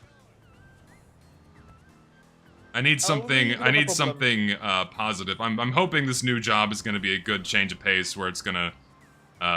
Yeah, you actually want to play TF2 after the yeah, job. and put me in a good headspace where I'll be willing to approach the game again and talk about it. It's like I would stream it more, I would talk about it more, but it's just, ugh. I'm tired. I'm tired, boss. Like, really, and I'm just being realistic here.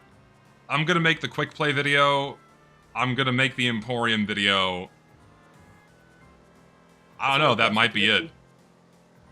Yep. That'll probably be it for TF2 videos for me. Unless something fucking insane happens with that Meet Your Match update. Actually good. Unless something so far out of left field happens that it's gonna make me like have motivation to play the game and get excited about the game again, then I don't know, man. It's I don't know. And I don't know, because I gotta fucking focus on my life more, man. I gotta earn more money. I got a house to buy. I got bills to pay, loans to pay off. The fucking me looking for a house is definitely not nice. The fucking we went to like a house inspection today, like it's a flat inspection technically, but you know what I mean. Yeah. And yeah, there's just so much like shit. You know, they are very good at taking pictures that very well ignore or like, you know, not show the problems with the house, but then you go there and it's just like, why is the door on the board is just about to fall off? Like, why is there a rotting wall behind the couch? Why is, and then, you know, they're just like, oh yeah, that's a thing. I guess you need to like, you know, take care of that. And then like, they're selling the house for like money that's like already kind of teetering on like, yeah, this is not worth it. And then you think about like, you need to spend another half of the house's worth just to pick it up to standards where it's like no longer having issues that you need to tend to for the next 5 to 10 years.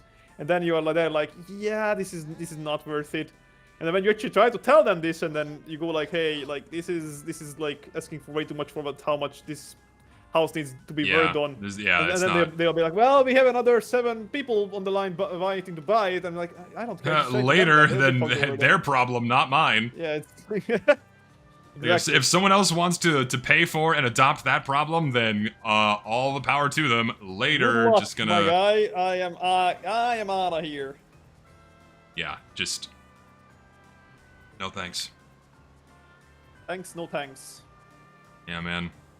Yeah, I need to make money. I need to buy a house. Need to buy a house, otherwise. Come live with me in my flat. It's good enough for two. I mean, you have a bachelor pad ad infinitum. Sounds like a fun idea, but if I gotta get a house, man. Otherwise, like, no woman would ever consider marrying me. So I gotta make that. Maybe at this stage you get a house in fucking like abroad at this point. I gotta make it like my #1 priority to earn enough money to have my own space. And then also pay bills and eat food and what have you. Yes, you'll own nothing and you'll be happy, as the chat says. I mean, I really don't know what I would do for on YouTube, if anything, after TF2, man. I don't know. It's something I think about a lot. Again, you already have an established audience. You are in the lucky position that you can do better the fuck you want, and people will be there because they're there for you and not for anything else. So well, you'd think. I mean, so much. Listen, you'd think that, right? And you know, the people watching me now obviously are here for that reason, but making videos about anything else is a gamble and a really big one, and trying to transfer my audience, which is built entirely off of TF2, over to something else that is not TF2 is, I mean, it'll translate to what, maybe 5% of my audience, if I'm lucky. Okay, that's just a wrong number. Come on, man. Well, so, I mean, okay, here, I'll spin an example on you. Like, some people break out and do just fine, but TF2 really does carry me. Let's be real here. But then, like, and a prime example of this is fucking El Maxo. El Maxo tried to break out of TF2 content, and he started doing this weird shit, and no one went there. Listening. I don't think El Maxo is being listened to as much as you are being listened to, just because you are being entertaining. El Maxo is not as entertaining as you are. I'm sorry, that's just a fact. He and I both have TF2 carry us pretty hard. Like, without TF2, then that'd be kind of it.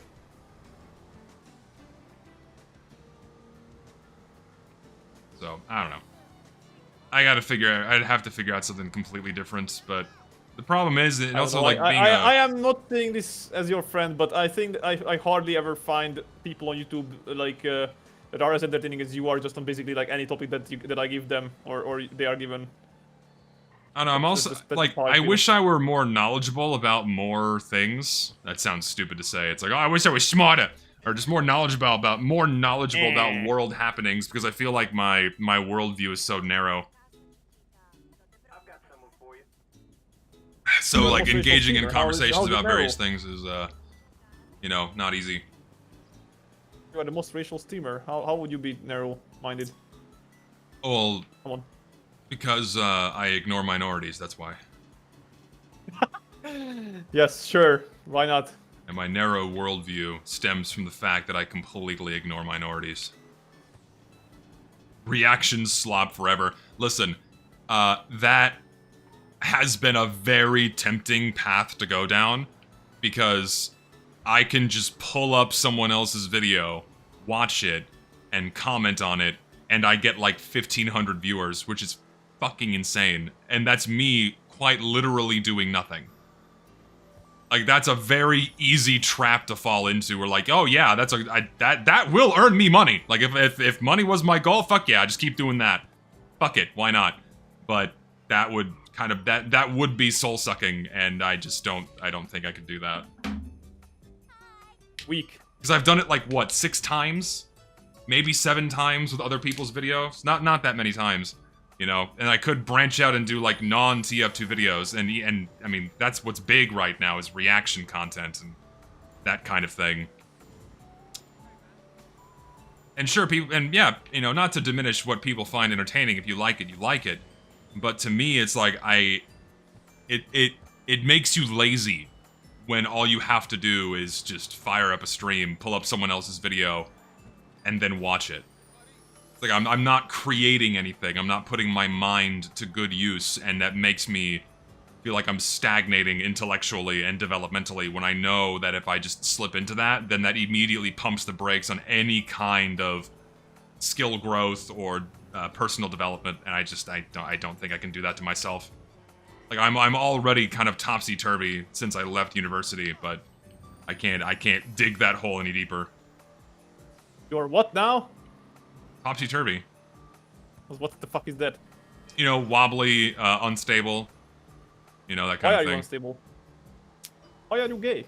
Well, I mean, like, I'm in the position right now where I'm like, okay, what am I really gonna commit myself to for the long haul here?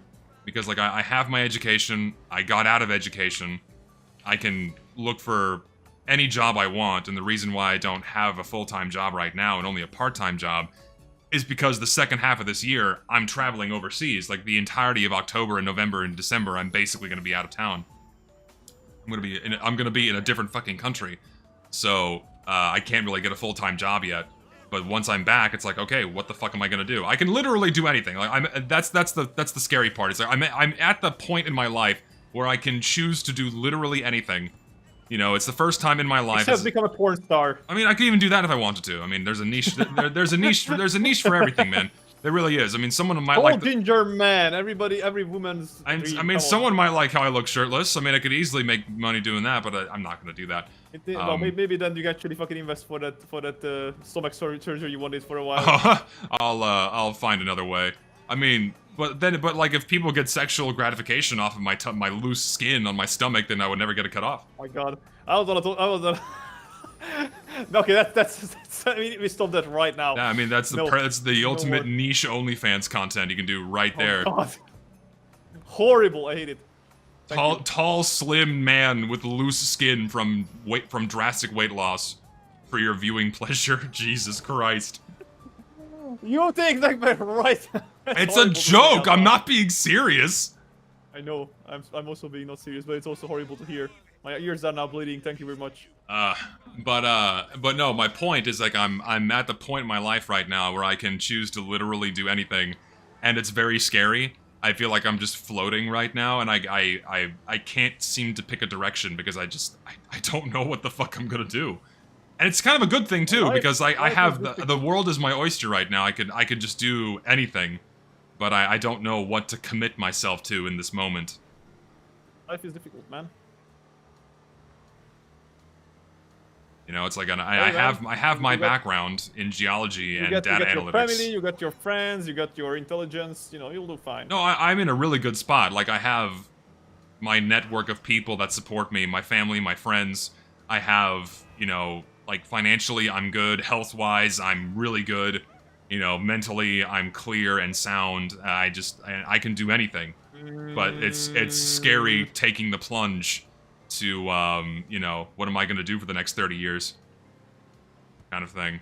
Or it doesn't have to be the next 30 years. You can always, like, you know, try out things and then see what works out for you. But, you know, that's another thing. I know, but, like, if I want any kind of reasonable income progression where I'm getting more and more pay with time, I gotta kind of stay in the same field, relatively speaking. So. I suppose, yeah. I don't know, man. I gotta explore my options. Because I don't think I'm gonna be teaching my whole life. You're getting on the grind step. I kind of, admittedly, really want to get away from academia, and I took this part-time job because it just works for me right now. But the last gig. It's not a long-term solution. If anything, it's gonna be for as long as my current contract is for, and then I'm done. I'm out. So, but I haven't decided that yet. I need to see how this first term goes. But think of it as your farewell trip to academia. I guess that you just do one more job. I'm seeing this as I'm giving it one more shot. I'm gonna give it one more shot, and if it changes my perspective on it, then I'll stick around. But if it doesn't change my perspective in a significant enough way, then I'm out. I'm doing something else. Because like I was wrestling with academia for so long, and wanting to stay, wanting to leave, and then when I finally got myself out, I felt amazing, and now it's like, fuck, I kind of need to go back in for a brief period of time I don't need to. I mean, I can just as easily quit right now before I even start. Like, I don't need the money. I can just look for a different job. But that'd be kind of throwing the opportunity that was given to me in other people's faces, and so I'm not going to do that. Here's what I think. I think you're in the same position that I was when I came back from university. Like, because I literally felt the same way as like, oh, I'm just floating around and I don't know what the fuck do I want to do. And I basically like gave a chance to like a few different odd jobs, if nothing else, then just to like see what it's like, I guess, the whole like feeling and what I feel is like my calling, if anything. Yeah. And then afterwards, I basically I didn't settle, but like now with this current job that I have, I feel like this is like good enough where I can at least, settle down a little bit, feel like I have somewhere that I belong, so to speak, and then just like enjoy it a little bit before I take a breather and then jump into the next part of my life, I guess. Which I think is like something that could work for you as well, but I don't want to tell you what to do, I guess. I mean, right now is my breather, right? Like right now I'm taking my breather away from, the insanely high stress of working in academia, and yeah. Yeah, if I was an art teacher, I think I could actually like handle that in academia if it was like, me teaching kids like the techniques and all that, and don't have to like do like presentations and all that for like the history of art for the past like 2 millennia or whatever.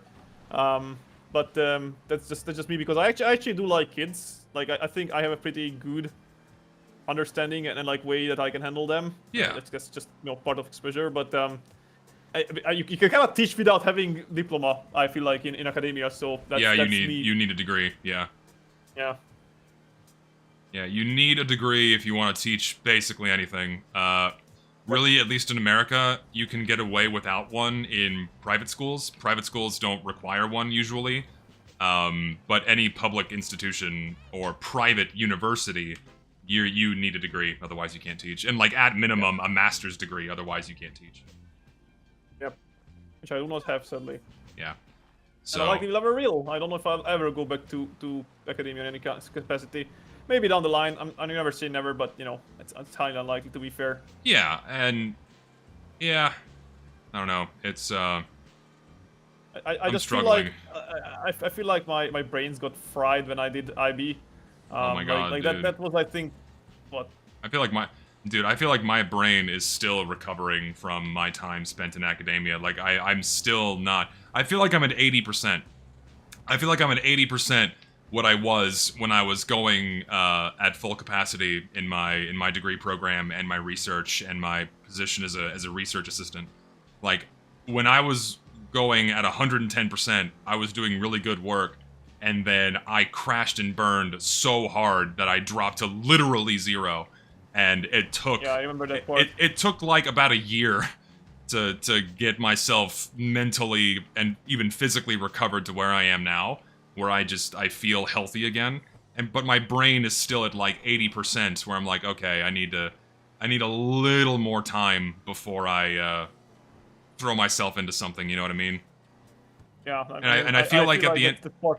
Yeah. And I just want to say, I feel like at the end of the year, after I see you again, and after I meet my girlfriend, and we go visit Japan and all that, that's gonna be like enough of a detox where I'm like, all right, now I'm ready to like get back into the dirt and get my hands dirty and get some work done. Yeah. That's where I'm at right now. I'm almost there. I'm almost there. Sounds like Lane. See, I feel like some people never hit 0, right? Like some people never like bottom out and just really get burnt out.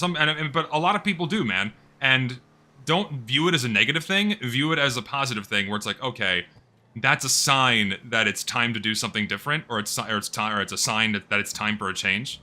And use that as motivation to get out of the current position you're in any way that you can, and explore and just see what your opportunities are. Yep. That's like that's the best way to look at it, because like when I hit it, I was like, fuck. It was so stressful because I'm like, shit, I'm in the middle of a huge research project. I have to get this done. I'm in the middle of my PhD. I have to get this done, but I had 0 drive. I was fucking burned. I was done. So I left. It was to the point where mentally I was oh, awful. So I got the fuck out. And I feel way better. It was time. It was a sign. It was the right call, as they say. It was absolutely the right call. And then I got my publication done. I'm a published scientist now, which is fantastic. Like that. Oh, the wolf's Standing dead. here in front of a published scientist, my guys. Look at Yeah, it. and I mean that's good. That will forever be an achievement. I could die today, and that's leaving something behind. So that makes me happy. I need to finish my comics, so I leave something behind as well. I mean, you already leave behind a hell of a library of art, my friend. Well, it's not enough. I didn't make it any far at all. I wanna make something that's like bigger than myself, if that makes sense. You know, something that's like I can truly call that it's a lifetime of achievement. Oh, for sure. I think ultimately it's what I'm really hoping that I can. Yeah, sorry. I keep think going. it's important. It's important that you have. How do I put this?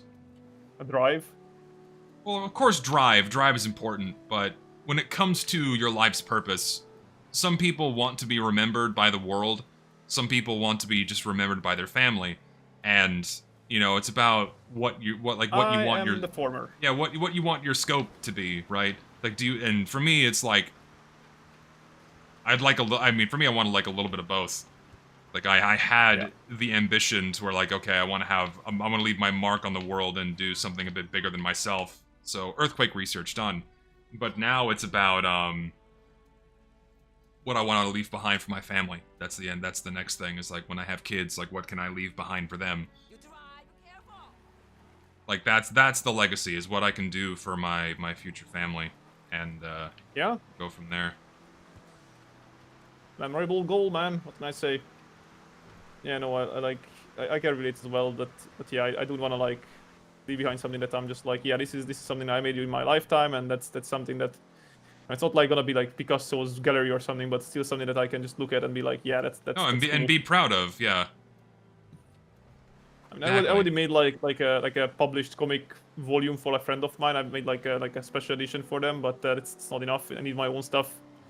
Yeah, and you can do it. Like you have a very deep well of talent that you can tap into, that you already tap into. You just gotta find out what that thing is. I'm really hoping that whenever I actually do, hopefully get back to making my comic, is gonna actually finally pick up at least a little bit more, because it was really so disheartening that, like, you know, seeing like weeks of non-stop work, like literally like me not finding a job because I'm working so hard on art that it's basically my job, and then just 20 people watched, and then, you know, that's it.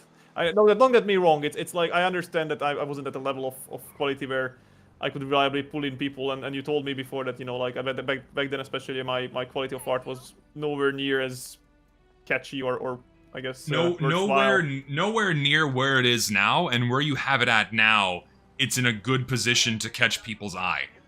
All you have to do is really commit and like keep yourself at a high level of quality, and then I think you'll fucking smash something out that people will like. We'll see. You shall be subjected to be a shield for me on X or whatever. And also, dude, like, it can be a comic, it can be a game, it can be so many. I mean, like, don't. I know you like your comic, and I know you want that to come to fruition. I'm doing a game currently, but the game is like a fucking hard one as well to do. Everything is hard to be like. I mean, that's life, man. How life is hard.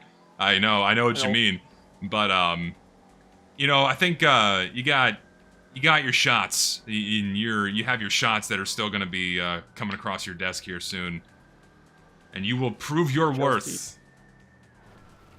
I shall document it on the Zesty stream as I ramble on about how did you know that the newest chapter, I don't know, fucking Takahiro just shat on the table.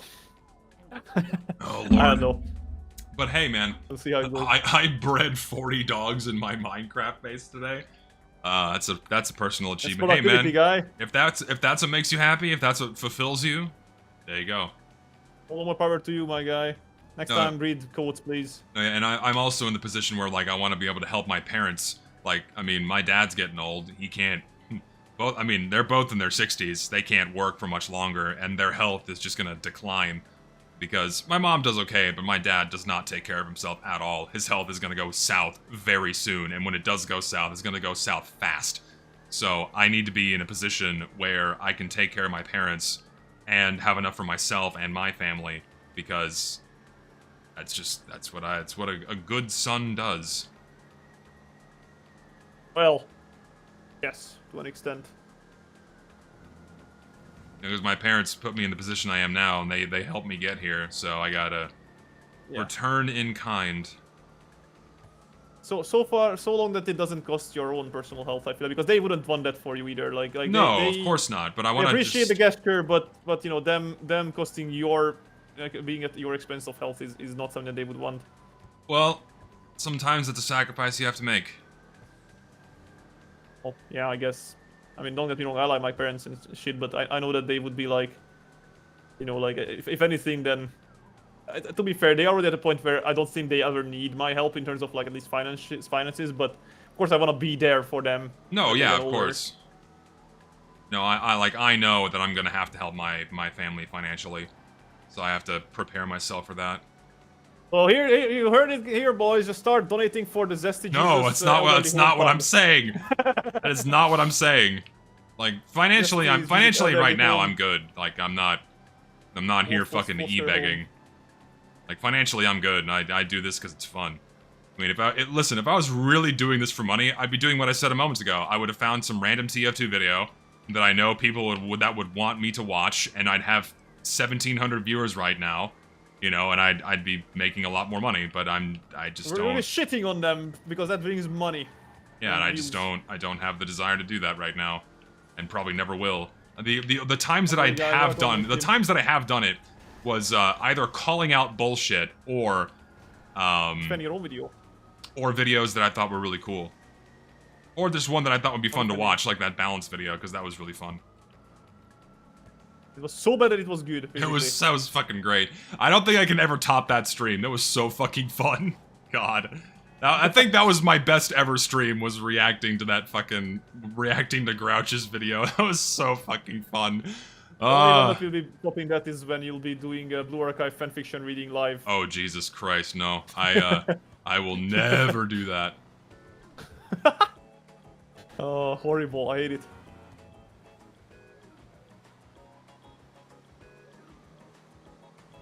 Here we are. I know where I was going. My autistic ass prefers routine in my work life, so I had to settle for an office job. I mean, if that's what you're satisfied with, where the fuck? Where's the circle? What the? Am I retarded? Is it above you? Oh, there it is. I'm insane. Okay. Thank you so much. Yes, you are. I'm insane. No, yeah, man. I mean, if the office job is what feeds you, and you don't mind it, that's a lot more than many people can ask for. Because a lot of people work jobs that they fucking hate, but they do it because they have to. Yeah, I know that all too well, sadly. Yeah, that's just, you know, that's how the world works for most people. And there's something else too, man. It's like the whole thing about a degree is the value of a degree is much, much lower than it was even 20 years ago. The value of a degree is much lower. Like, even if you have a STEM degree or something, like the saturation. Like, okay, so you have a degree, but like, do you have experience? And it's like, no, I'm a junior. Like, well, fuck off then. It's like, oh, fuck you then. You know, that's kind of stuff. Yeah, I mean, that's the main thing, is the lack of experience thing. But also just the value. My guy, you were advertising a junior job. How would I experience if I'm a junior at my job? Yeah, and then but university systems, at least in America, the pathway of getting a degree is so one, homogenized, and two, what you have to do to get your degree is a lot more structured and, let's say, simple than it was, say, a certain amount of years ago. Not to devalue the work people do to get, like, their higher value degrees, but, like, a lot of other degrees are, like, you can say, quote-unquote, throwaway degrees nowadays. Like, do you have a psychology degree? Good luck. Do you have a degree in literature? Jack shit, I'm sorry. Do you have a degree in literature? Good luck. Do you have a degree in history? Good luck. You know, it's good luck getting a good paying job that's outside of academia with degrees like that. You know. So that's another angle. It's like if it's not always worth it to get a degree anymore because there are so many other jobs that you can get that you don't need one for. There's so many trades, shitloads of trades you can do that don't need a degree. Yep. The best degrees, like I can't talk. An engineering degree is not that valuable anymore because there is a massive oversaturation. Good degrees right now, shit, man. Honestly, I'm out of the loop. I need to like do a little bit of research before I can properly answer that. It's going to be mostly science-based, mostly STEM-based degrees, but the economy has shifted around so much. What was valuable even 5 years ago is not what's valuable now because COVID really fucked up a lot of shit in the economy and what people are demanding for. A lot of companies downsized. A lot of companies cut down on middle management. It's are very much hiring contractors instead of actual like full-time workers. A lot of people, especially hurting the artist industry. Yep, that too. A lot of people are hiring contract workers. So it's a very different time right now. So I'd have to do more research. A bachelor's degree in game design? I don't know. Thank you. I don't know what the game market's like right now. I'm sorry, but the games degree currently, unless you are like really peak of your craft, you are just a shit out of luck. I'm sorry to say. Like, you can easily tell, by the way, how like most gaming companies are out of the loop when it comes to, well, of course I'm not talking about the big ones. Like if you go to an indie, sure, you can go that. That's probably gonna have better luck. But at the same time, indies are a lot more, how do I say this? Like a lot less reliable to make a living off of. And you already can hear like the horror stories of like how badly game developers are treated, right? And that's not only just that big companies, but also small companies, because, you know, if something goes shit, then you are the one that eating that shit, right? Yep. And I heard this from like people from the industry that basically, again, like the AI is definitely hurting there, even though it's, you know, like not like fully replacing artists, but it definitely can be felt that the higher ups are trying to cut costs as possible wherever they can, and it's also like trying to basically streamline processes with AI, which is again hurting more and more jobs as well, not just artists one, but artists definitely feel them as well. And the fact that like it's really hard for you to sell yourself to a game company, especially when you don't have experience, unless like I guess the fucking what's it called, the stupid what is it called, not movement companies, what is it called? Activist groups that are like trying to shove them inside gaming companies because like, oh, you need us, otherwise your game will be like lambasted on social media or whatever, which is just fucking nonsense because they somehow still fall for this nonsense, but you know, it's on them. The sad thing is that even though these guys are the ones that often, you know, bring down games, it's the game developers that eat the shit again in the end, which is not what, it's also their fault, let's be honest here. But you know, it's never the upper management's like they never falls the weight on them, if that makes sense. Like if something goes wrong, then they are still sitting in still staying in their positions, and they don't lose, you know, even any pay cut or whatever. But then they just, you know, fire, I don't know, like 100 people, and they're like, okay, now we're good, and then let's start again the same thing, and without changing anything because they don't learn from their mistakes. Yeah. As we've seen like the past 5 years or so. Yeah, and no real signs of slowing down. They hate their audience. Like, this is such a like basic ass take, by the way, but I don't understand how it's such a hard thing to grasp. But if you want to succeed in any field, and it's not only just for gaming, but any field, if you want to, like, you know, make, I don't know, good sportswear or whatever, you cannot hire people for the design team that are you know, fat people that sit at home all day and they don't never even like consider doing sports at all. You need people that are at least knowing the craft themselves, so they know that what people that are inside that whole sphere is expecting you to deliver. Yeah. And that's again gaming. You cannot hire non-gamers as game developers because they don't know what the fuck to do to make people happy. Or hire people that are like openly spiteful towards quote-unquote gamers and video games in general and the things that are depicted within them. It's like, okay, you need to be able to tell that they are people not trying to get into the industry just to get a gotcha on gamers, but rather they actually have passion for gaming, because, you know, it will very much bring down your company with itself if you just do the former, no matter how they sell you as, like, you know, basically strong-arming you to hire them. Otherwise they'll make your, I don't know, social life media hell or whatever. Yeah, I don't know. Yeah, if you're in the gaming industry right now, it's rough. It's rough. See, that's what I mean. Going back to what I was, not to derail the subject, but that's what I mean earlier. I'm not super knowledgeable on a lot of things, so like a career in streaming is out of the question. It's so by the way open as well. Like it's not open. Sorry, it's easy to see. Like perfect example. We both played it and people saw us play it. Homrush Cyberpunk. It was made by people who love the craft. They are liking what they're making. And they made an amazing game for a very low budget, and they made bank on it because everybody who played the game were just like, yeah, this is like a 9 out of 10 experience, and they just spread the world. The best marketing is to just make a good game.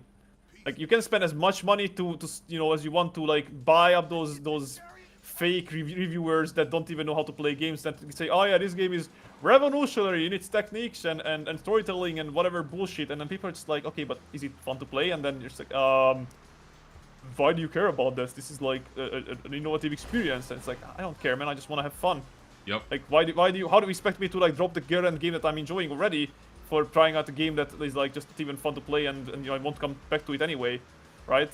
They want return customers, and shit games, no matter how innovative or whatever they are, they're not gonna bring people or not gonna keep people anyway. And that's like the biggest value in gaming industry these days, is that keeping the customers that you know. And you know, Bombrush Cyberpunk, for example, you know, the industry that made it, or the company Team Reptile, they made a game that was nothing like Jet Set Radio, but the style of it was it. That was the Little League Blaze, I believe. Yep. So when they announced that, you know, that they are making a true Jet Set Radio spiritual successor, even though they didn't outright say this, everybody was like, oh yeah, these guys know what the fuck they're gonna do, because they already like have the style down, so they just need to, you know, get the physics of it working and all that. And guess what? They absolutely did, because you know people know what they're getting in for. Yep. Having reliability in today's age is immensely valuable. Unlike Zesty's driving skills. Oh, I just lost my other headlight. How did that break my other headlight? This game is built out of duct tape and soggy paper, so I'm gonna have to repair my car again. That's gonna end your career, so don't do that. Keep going as long as you can. Well, no, I can work myself back up to where I was in a few trips. It caps at about, again, at like close to 9 or 10 grand per trip, so which is okay. No, yeah, the guy in chat's right. Like we're not only due for like a gaming crash, but like a media crash in general. Because everything... An economy crash. An entire economy crash is due at some point. Please, I feel like, no, I don't... It's just non-sustainable. I can't handle another one. I don't want to go through it again. 2008 was bad enough. 2006, wasn't it 2006? 07, 08 is when it was really bad, at least in America. Oh. That was pretty bleak. It really like... I think the problem boils down to the same thing that I told you last time. Basically, what's happening is that the overall... what do you call this? Not income. I guess wealth. The overall wealth is shifting towards the upper, very tiny proportion of people, from the messy amount of you know quote unquote lower layer people that are the everyday people that like you and me, and you know we need to, or we are feeling that grip of, you know, again, I guess financial insecurity on us more and more, while other people are just getting more and more comfortable in their little you know what do you call this? Porcelain houses or whatever, I guess. Yeah. Because that's another thing, is that these fucking like top layer people that are just, you know, are so rich because for them no amount of money is enough money, and guess what? The more money comes from us. Yes. So that's the problem. So it's like eventually it has to end. Like they have to accept that you don't need any more money. We need more money because you are only needing money because you can, I don't know, fucking flex for your other rich friends. We need money because we're fucking starving and dying and can't fucking raise any kids anymore. And the government is, you know, starting to complain about like, oh, the you know, fucking dropping child rates and whatever. And then we're just like, yeah, well, do something about it, you know? Stop crying about it. We can't fuck more workers into existence when we can't feed the mouths we fuck into existence. Yes, exactly. It's like, help. And then they wonder why we are switching back and forth between parties and shit, because they try to outbid, I guess, each other with empty promises, which ultimately rarely ever comes to fruition, let's be honest here. I mean, it's a clear sign in Hungary, you know, right, where I told you about this before, like, I don't mind talking about this kind of politics because this is fucking pathetic and it should be studied as, like, how not to do things, but... It should be studied. our parties just stopped doing positive propaganda that they used to back in the day, but like they're promising shit that they would do when they get into power. Instead, what they started doing is that they just tell what the other party would do and why we shouldn't vote for them. Oh, we do that too. It's the same shit here. It's our parties just attack each other and never say anything positive about what they'll do. This is the clear sign of like a cultural decline of just basically people losing their faith in their leaders, because at this point they are no longer hoping for better. They're just hoping to not get fucked over even more. Yeah, it's a battle of the lesser of two evils, right? That's the end. And they're not talking about the good things they'll do. They're talking about how the other person is bad, and whoever is painted as the most bad is going to lose, and so we're left with the less bad option. I had a genie that could grant me 3 wishes. One of my wishes would be that people no longer can bank on other people's what do you call this? Like bringing down other people, I guess, for their own bringing themselves up. That's just such a lazy thing to do. Is that just the other guy is worse, so just so that's because of this I'm great or I'm better.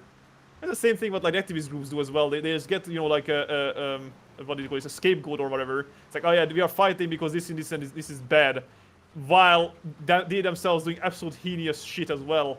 Like how people that say like, oh, you cannot be racist against white people. This is like a clear sign of like you don't know what the fuck you're talking about. Yeah, it's crazy shit, man. I'm not like super politically in tune with even with my own country, just enough to know about how things will impact me in my own small sphere. Like more concerned about local politics than federal politics, because the local stuff is what impacts us more. Yeah. But even they do the same shit, where like the small guys are at each other's throats. It's like, okay, great. It's always the lesser of two evils. Trying to prove who is the least bad out of them, which is like, how about you guys? It's so exhausting, and because like at the end of the previous election cycle, at least in America, you just feel it in the air. It doesn't matter what side of the aisle you're on. It's just this is like a universal thing. Like you just feel the stress. Everyone's fucking stressed out. Everyone's like irritated. It's like, fuck, we just want this nightmare to be over so people can stop talking about this. Because we're just done. Like we want to go back to our lives here and not have to constantly hear about this shit over and over again. God, it's so tiresome. I know. It's I don't know how people do that kind of commentary for a living every day on the internet. Even if it's like a grift, how does it not drive you insane? I mean it has driven some people insane from what I've seen, but it's like fuck me, man. Absolutely has, yeah. Fuck me. It is horrible, man. I fucking hate how everything is going. It's like, yeah, and someone said something interesting in chat where I feel the same way. Like if I have a kid, I am so terrified about shielding them from brain rot. Just from things that will rot their brain and hinder their ability to have critical thinking, problem solving, and what have you. And many things today are turning children against their own parents, and that's a problem. That's another nasty problem. But like even the traditional systems, say education or even like child rearing practices, they're like those are obsolete because the avenues with which we access them are increasingly being steered in a direction that removes critical thinking and individuality and things like that, and steers them more so towards also just objectivity in general is being removed as well. Yeah, and just steers them more so towards filling a box, hitting a number, and not so much understanding what they're learning or understanding how they learn or what they're good at and what they're bad at. Nowadays, like I don't even think you could ask a young person what they're good at or what they're bad at, and I think they would have a hard time giving you an answer. Well, I've seen a recent video about like it's not even like young kids. It was like university student, and they were made to critically think. And I'll say this because I think the topic itself is not inherently bad, but it was basically about racism. And okay.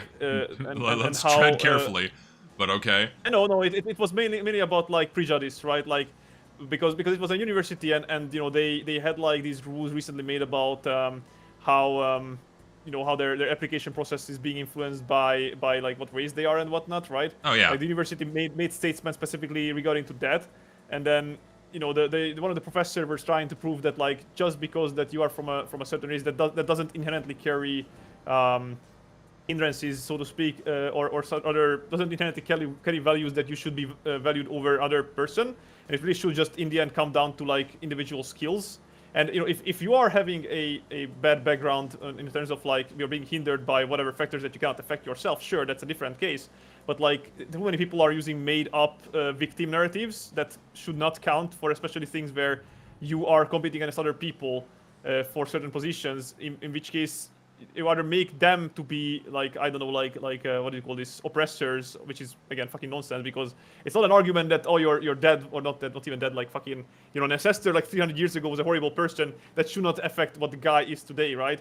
Yeah. The same way it goes backwards as well. You know, just because you had I don't know, again ancestors that had horrible upbringing or whatever, it still doesn't make that you should not be able to do stuff that you know they couldn't because again you're a different person. You have your own different environment. You have different what do you call this? I guess abilities and skills and shit. Yeah. So you know, just prove us that you can stand on your own and do whatever you can, and then we'll value that as a person would, I guess. And that shouldn't be too controversial, right? Like people should be hired primarily for their skills and abilities. At least I don't think that's controversial. I don't think it is either. There was just at some point there was just this narrative that like certain people need to be valued higher than others just because that you know their ancestors were different and like. Why?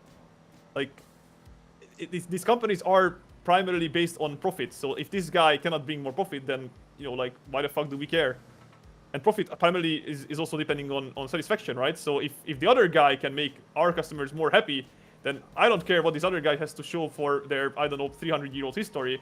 I'm gonna hire the guy that has better chances of making my customer happy. Oh yeah, right? hire someone based on the quality and content of their character, and not Yeah, exactly. I mean, well, and frankly, not their visual appearance or their background or whatever. Like in terms of like their ancestry, it's just that's illogical. Like, okay, you have two people that want to be a pilot. Or sorry, two people that have applied to be a pilot. Okay, pilot number one has 30 years of experience flying various kinds of airplanes, fine, and then pilot number two has 5 years of experience, and they've both applied for the same job. And you know nothing about what they look like, who are you going to hire? Yeah. Right? You're going to hire the guy with 30 years of experience. Like, oh, yeah, this is clearly someone who's better for the job. This guy deserves it. And I'm going to give it to him, right? But then it's like you have the issue, at least kind of heavily in America, where they still kind of do this now. This will get me in trouble, but I don't care. They look at your name, what you look like. You know, whether you're a man or a woman, and even someone may even have more experience, more skill, but they will be looked over because they have to meet a certain quota, which is very unfortunate. Hiring quotas are kind of stupid in my opinion. Like, yeah, even though they're illegal, like it's against the law. You're not supposed to do that. Companies still do it anyways. That's like a backwards discrimination, basically. Like you are trying to say that you are doing this to avoid discrimination, and then you're doing exactly that. Like, no, yeah, it's not even. Come on, man. It's just discrimination. Doesn't matter who it's against. Yeah. I don't know, That's the same thing. Like, sure, like I'm not saying that you never should look at the environments of some people. Like, okay, let's say I'm just gonna say like specific example. There was this movie about you know, like a guy that had basically you know, poor as hell neighborhood that he grew up in, and especially his parents, you know, he barely had any, you know, money to get books and whatnot, but then he still wanted to be, I don't know, a certain profession, right? So he did everything he could to learn about it, and then when the time came to show his, or her, it doesn't remember if it was like a hero or her, but, you know, showcase what he's capable of, let's say it's a he, and, you know, they clearly saw that the potential of what he can do, and some companies will be smart enough to realize potentials like that, and then be like, okay, you know what, we see that which you're capable of, so we'll give you like the extra funding and you know, maybe what do you call this, teaching and whatnot. There is a word for this in work. Is it like what is the it's not teaching, what's the word for this? There is a word for training. I guess training, yeah. Training, I guess, works. So training. Quick aside, if you saw this taxi pull up, would you get in? With the fucking blood on the hood. It's the crazy taxi, man. This dirty ass taxi with blood on the hood. Would you get in? Oh Yeah, Christ! somebody did bring up a good point in the chat as well. Like, that's like the crazy thing is that 90% of all DEI recipients are white women, so it doesn't even do what they claim it does, which is to bring equality. Yeah, like I mean, it's another thing that I think we mentioned in the previous stream before that like it's very like quote unquote surprising. It's very not so surprising by the way, but how like DEI doesn't apply to not as caveated jobs. Like let's say you never complain about the DEI factor of let's say like a school janitor or something, right? Or a sewage like, worker or a brick maker, yeah, right? Exactly. Like no, It's those aren't the only jobs that are about the affected. high-ranking positions. Yeah, it's only about Yeah. jobs with status and jobs with very high income, Yeah. right? Well, granted, sewage workers get paid a shitload of money because it's a job that no one wants to do, right? And the buck stops there on the diversity shit when it comes to like the back-breaking jobs, the jobs that no one wants to do. But when it comes to the high-status jobs, when it comes to the super high-paying jobs or one that come with a lot of, say, clout, then those are the ones that people fight over. Apparently I'm being too loud, so I'm sorry guys. I need to get a bit more quiet. The Living with whisper. parents has its downsides. Yeah, I'm gonna try and not get too excited or too agitated or whatever. Start screaming right now and throw shit around the house. Just do it. Act like a fucking monkey. Go crazy. Are you gonna pay me? No? Then I won't do it, sorry. Alright, well. Do it anyway. Tried and you failed. No.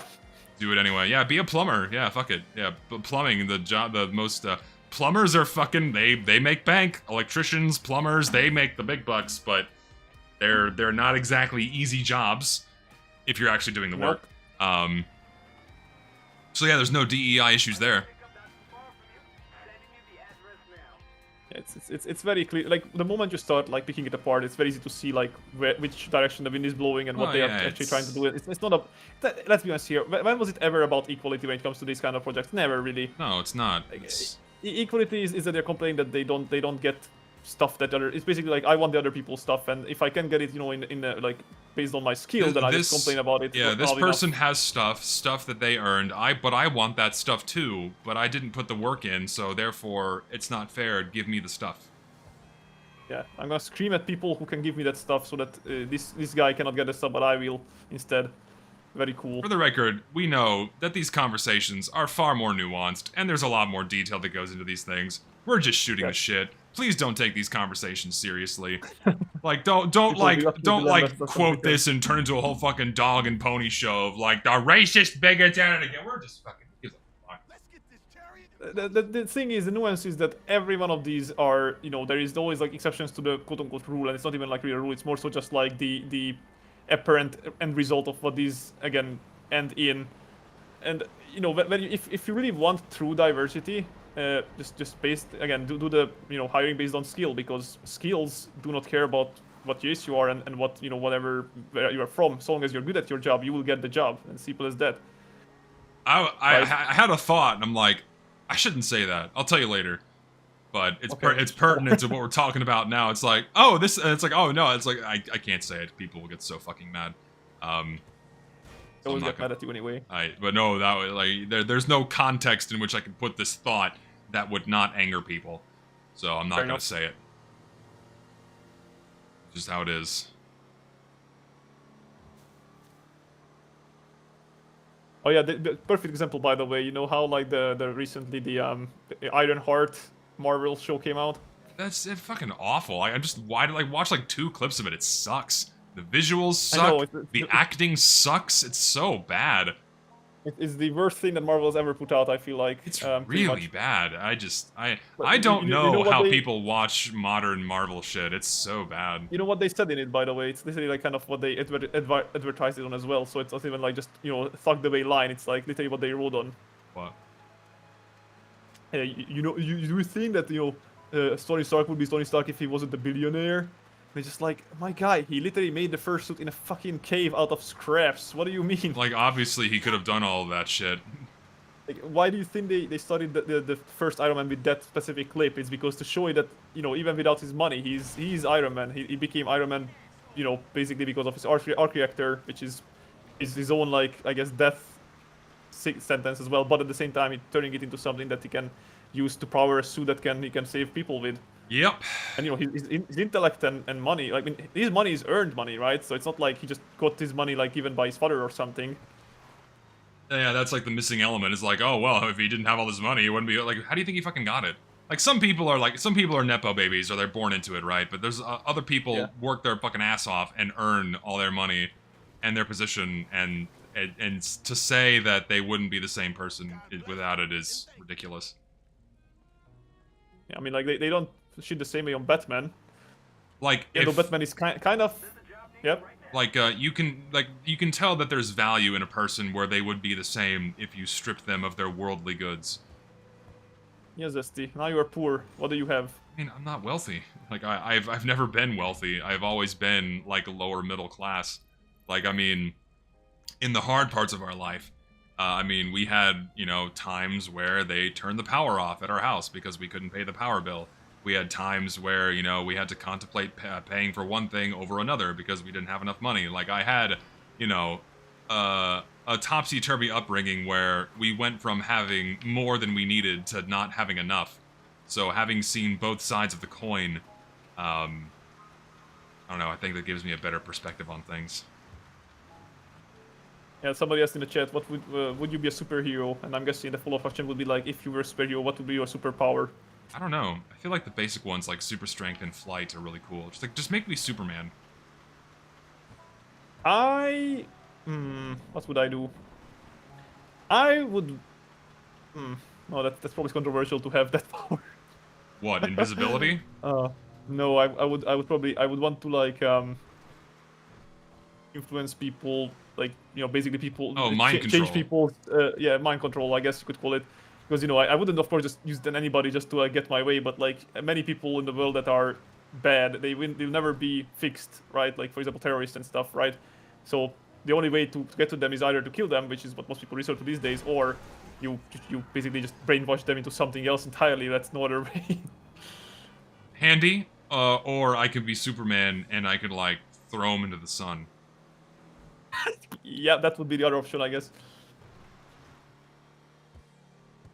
I could do that. Also, like for example, you can think about it this way: if I had mind control, I would, make it so that the most wealthy people in the world that are still somehow trying to be more wealthy, I just make them so that they want to be charitable with others instead. And guess what? Suddenly, maybe they'll start making decisions that aren't just benefiting them, but benefiting other people as well. Who knows? Yay! I think it's a step in the right direction. It's a step in the right direction, but I think it's a lot more complicated than wealthy people need to be more charitable. I was trying to dumb it down. Like, if this was in a comic, this is how it would work, right? Sure. How, like, in Naruto, there was this one time when Izanagi or Izanami, or whichever, I forgot which is which, but they basically trapped one of the main bad guys into, like, an infinite loop, and he wouldn't escape that loop until he realized the error of his ways and became basically good. That's similar to this, I feel like.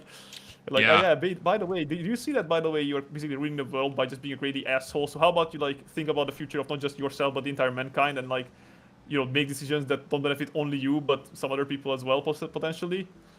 Like, surely you can make do without the 50th yak that you would be buying today or the next week or whatever. You are, as part of being human, you'll never be able to weed out people who are self-centered and greedy. Right?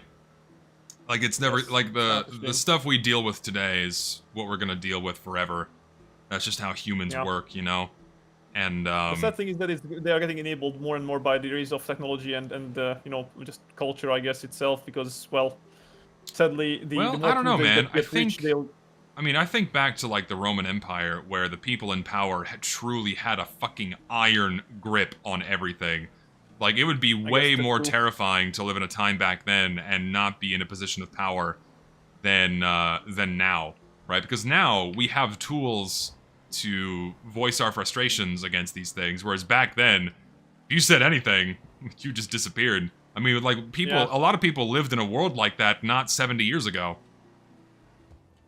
Well, I was in that world. I know, like, your fucking country lived in a world like that not 70 years ago. A black car would come for you, and then you would be just gone. Never to ever heard of and then you probably die in a gulag or something. Yeah. So and not to shit on you, but I think the notion that a lot of people have is like, oh, in the past it was better. It's like, nope, we live in a pretty good time now. No, we're even like the little people who don't have any positions or power can really have a voice and say something without getting, completely wiped out.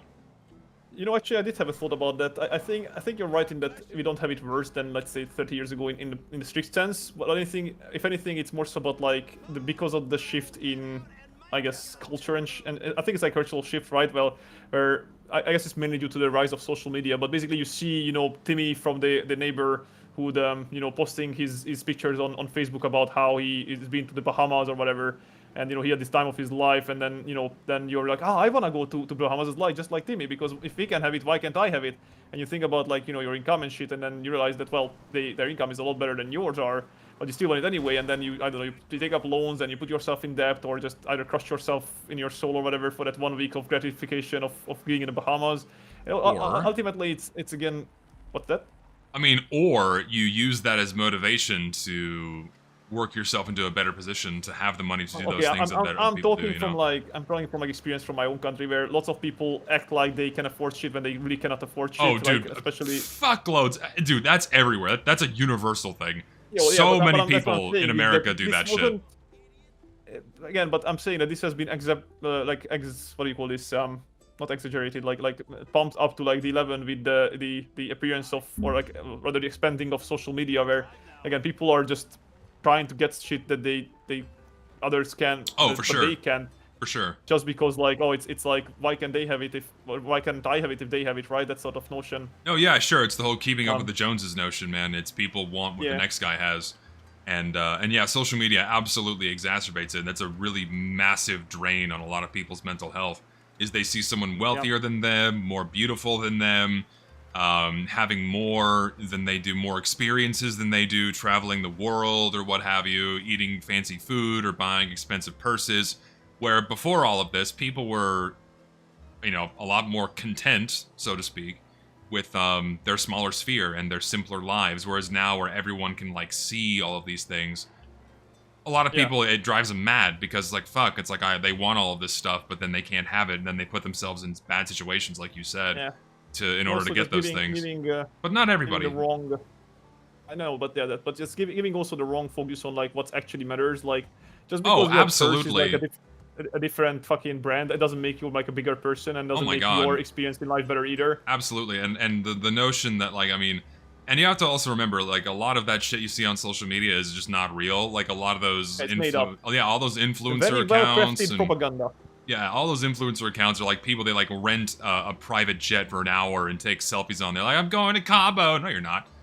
It's like you're farming revenue from your 100,000 follower Instagram. I guess you earn money from that. I don't know, but none of it's real, and it puts this false notion in people's heads that they need these things in order to be happy. It's like, no, I don't need a 3-story house with a 10-car garage. Happiness starts from you primarily. You need to be happy of your own notion. If you were in the fucking, I don't know, woods or something, you should still be able to find happiness in something or other, right? Yeah, I mean, the point is that money doesn't buy happiness. Stuff and toys and trinkets does not buy you happiness. You have to find what your purpose is in life, and that really is what's gonna do the best for you. Yep. So I feel like we're ignoring our chat a little bit too much because they are too caught up in our own tangents. I've seen people taking selfies in front of my house and pretend it's theirs. Cali life is pain. Oh my god.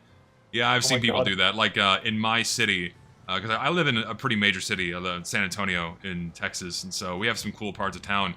I always go, like whenever I go downtown, I always see influencers posing out in front of like the Aztec Theater or like a car show or something, like, like pretending that they're living high on the hog, and they have their photographer with them, and it's like, I have this vivid memory. I went to go see Chris D'Elia when he came to San Antonio, and as I was waiting in line to go see him, I was watching this influencer chick, like this bimboed up, like fuckloads of makeup, plastic surgery, what have you, like just be a nuisance and just walk into the middle of the street with with the backdrop of all the people waiting in line to, I guess.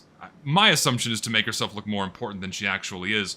And, like, the dude is taking selfies of her in the middle of the street, and, like, people are honking at them to get the fuck out of the way. Like, it's just a reminder that this shit isn't real, and the people that are doing it are usually of the lowest common denominator. Yep.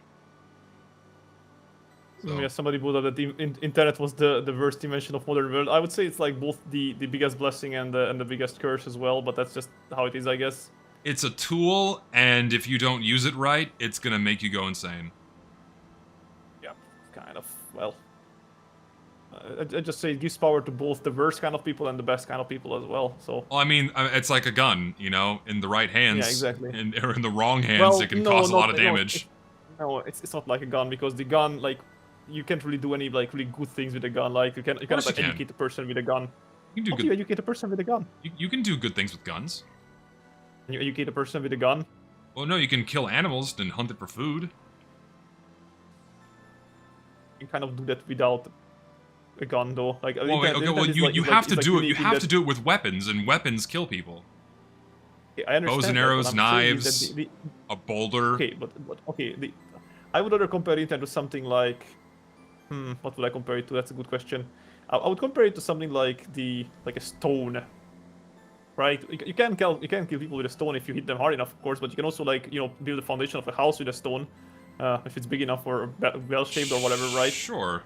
It's much more, I guess, use of it than just a gun. A gun is like very much a offensive tool in that sense, anyway. Oh no, yeah, I mean, it is a tool to kill, but I don't know. I'm of the belief that in some instances, I mean, you can go back to war. I'm not saying a gun is not useful at times. Just saying that like I wouldn't compare the internet to a gun is what I'm saying. I don't know. Anyway, that's beyond the point.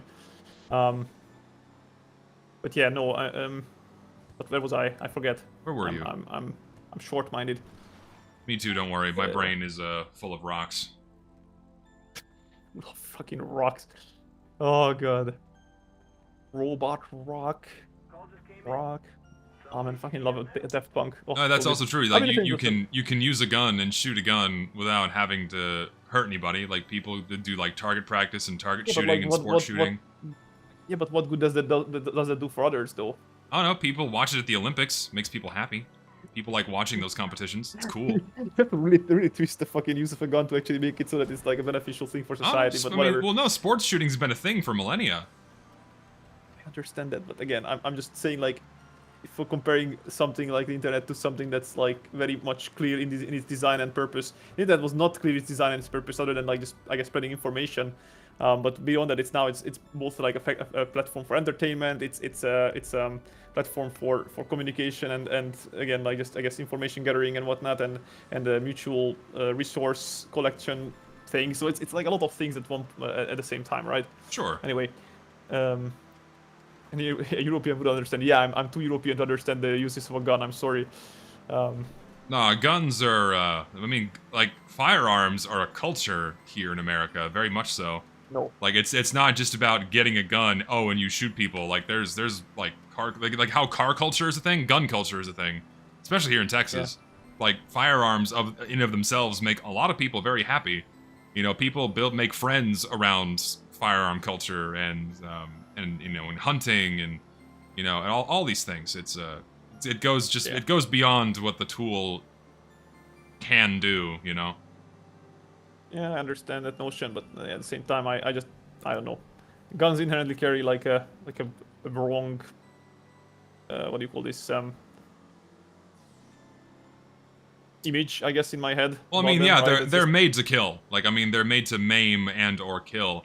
But to me, I don't view it so much as this grisly thing. To me, I mean, the main way I view a gun is like this protection. It's something I can use to protect myself and those around me. That kind of thing. Like, I don't view it as an evil thing. I'm not gonna go into a gun argument with an American. That's just kind of a beating a dead horse there. Well, I mean, you live in a very different place culturally, so it's yes. like it's just what's the word I'm looking for?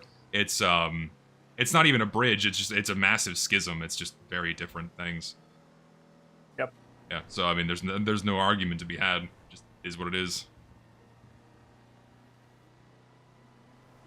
Anyway, what were we discussing earlier? I don't know. We've just been meandering. That's just how these conversations go. We just go with the flow, these baby. Streams are generally just meandering in general. All these streams, yes. What? That's fine though. People like this. Well, no, that's what these streams are. Is just chilling and meandering through various topics as they come. Yes, various topics as they come. Welcome to our TED Talk. We need to do that stream where we fucking do the what's it called, the button dating, reacting to. Oh my god, yeah, that fucking Oh, awful that would be shit. hilarious. Yeah, I mean, Horrible. it just boils down to, you know, people basing one's Oh yeah, no, value sorry. on their I remember. appearances. I remember It's now back lame. in the early in the stream, I was talking about how that I met that girl, and now I'm talking Oh with that yeah, girl. what's that? Yeah, tell the And story. basically, I'm not gonna say names, of course, because I do wanna keep their privacy. But I met this girl, and Dox then them now! um, she basically was very open about how she thinks about things. I guess that includes men and also other women. And we did talk about, you know, the certain points that I brought up as like concern, whether she sees it the same way that, you know, for example, these days, especially women of our age, you know, like between like the 30s and 20s, well, mainly towards the other like the end of 20s, but still, and whether they have like a societal, is that a word? Societal. Societal problem about what do you call this, like a bad picture of what's expected of them. Like, don't get me wrong, I can appreciate if a woman wants to be self-sustaining and you know, want to stand on her own feet and basically not want need to rely on anybody else, whether it be a family or a man or friends or whatever, right? Yeah. That's amendable. That's fine. Yeah, But of course. to push yourself to such a degree or such a point where in your life you basically have nothing but you trying to, like, I guess, stay surfaced with your underpaid work and or, well, not doesn't have to be underpaid, but maybe like a work that doesn't even make you happy or brings any gratification for you whatsoever, and then wonder why you are unhappy. This whole thing also makes them really unreceptive to outside what do you call this? I guess like impulses. Yeah. For example, when I went through my workplace, I'm gonna try like to bring specific examples. I went through my workplace and I asked like a bunch of girls that are, again, mostly between 30 and 20 years old. Many of them either, you know, living on their own already or wanting to move out on their own and you know, working this job themselves that I work at as well. And I often asked them simple things like, what do you do in your free time? What are your hobbies? You know, and basically they just looked at me like I'm asking like some nonsensical question, like, what do you mean hobbies? What do you mean free time? That's like something that we are not either allowed to have or we just should not expect to have. And I'm just like, okay, but like, what do you work for then? You know, what's your ultimate goal? Like, where do you hope to be in like 5 or 10 years? And then they look at me and give people it a live thing. that way, man. A lot of people live that way. I know. I'm just, again, bringing this example now up because I feel like guys inherently have a little bit of this attitude of like, we give less of a shit about societal norms than women do on average anyway. Or there's always of course like, I don't know about that. exceptions. I think a lot of guys get sucked into what's expected of them very easily. But it's different for men and women. Like, men have certain things that they think is expected of them, and men have certain things they think are expected of them. I'm not saying it's not true. I'm just saying that, like, whenever I again go and ask through all my colleagues, like, what do you do in your free time, the women more often than the men are just, again, looking at me like this incredulity of like, what do you mean free time? What do you mean hobbies? We don't have that. And then they don't even bother to ask themselves what they want to do. Well, you also got to take also into consideration that you know, dudes opening up to dudes is more Thank you. common. Like Okay, a woman that's true, okay. and a chick and a guy talking is not going to be so fluid. Yeah, I guess so. But again, it's still just kind of sad to me because I'm sure like women I'm would sure just they just have as hobbies. much of I'm a- sure they have interests. It's just that they're not interested in talking about them But with you. they are not given the time and chance to let them flourish and I guess expand on them. I guess is what is a good word for this because I don't know. It feels like again, I'm just okay, only being my own examples and or like my own experiences rather. But let's say 20 or 30 years ago, right? It's kind of like mutual feeling of like, you know, it's kind of the accepted norm that both men and women kind of stand next to each other and help each other fulfill themselves, right? Whether it be, you know, like, again, hobbies or just like things you want from life, you know, like, again, of course the traditional values is like, you know, women want children and men want to sustain their families and whatnot. I'm not saying this has to be the case. What I'm saying is that, for example, the recently the social media especially has been very much trying to tell women you don't need anybody else, you can stand on your own. But this doesn't really, I guess, explain them or tell them like how that should be achieved, if that makes sense. So they go into it kind of blind, you know, they just explain, okay, so that, you know, we have been told and I've seen other people, you know, being able to stand on their own, without the help of anybody else, and they try to do that, but then on the way there, they forget what they are doing this in the first place, is what I'm saying, you know? Sure. Like, why do you try to, you know, basically sweat yourself to death trying to work a job, live on your own, live your own flat or whatever, or upheld your own, like, I guess, I mean, you know, flat or here's the thing, man. whatever. A lot of You're not able men to- have the same thing too. A lot of men I go through know. the same shit, and it's not I'm not trying exclusive to, like, to. Oh, say it's a. Oh. I'm not trying to say it's exclusive to women. What I'm trying to say is that, like, because of this, it's become a lot harder to meet women outside of workplaces and you know, institutions of studying and learning, right? Because they simply do not have the chance to or don't want to spend the time or whatever to go outside and you know, like I guess move out of their comfort zone. I think it's just nuanced. It is nuanced, but I think I have to be that because again, this is yeah. not me saying it only. Like, as this No, girl, this is what she said as well. No, yeah, that's something. I mean, me and many others have spoken about this exact same issue, where people are. It's a lot harder to meet people because people are so comfortable in their own little bubble, and they don't want to get out of that bubble because it's scary, and meeting new people is scary, and the way younger people are being raised, it's been kind of drilled into their head that interpersonal interactions are something to be feared or stressed out about when they're really not. Because like the person standing next to you as a total stranger doesn't give a shit about you beyond that moment. They're never going to see you again, that kind of thing. And if you're really trying to make an effort to meet people, most people you interact with, it's not going to go beyond that single interaction. And the ones that are worth sticking with and being around, they'll come back, right? Or they'll continue to speak with you or instigate conversation. So I don't know. This I'm trying to expand upon this. I feel like the notion of, like, I'm just saying, like, the societal standards are affecting the, like, let's say, okay, so I agree with you in that both men and women are kind of in the same situation regarding their, like, livelihood and, like, how they are, you know, being stripped down of their free time because they're trying to just, you know, basically make it out there, right? And that's why they are less and less able to, you know, entertain themselves with their hobbies and have goals that originally they might have had, but they had to give up on because of just being it, I guess, hard to achieve or whatever. And this goes back to what we were talking about earlier, where economically, a single income household is not enough anymore. Both the man and the woman need to work. Yes. So now we have a shitload more women working than we did in the 60s. And as a result, there's just less time, and because they're also working, and so it's harder to meet people because everyone's working.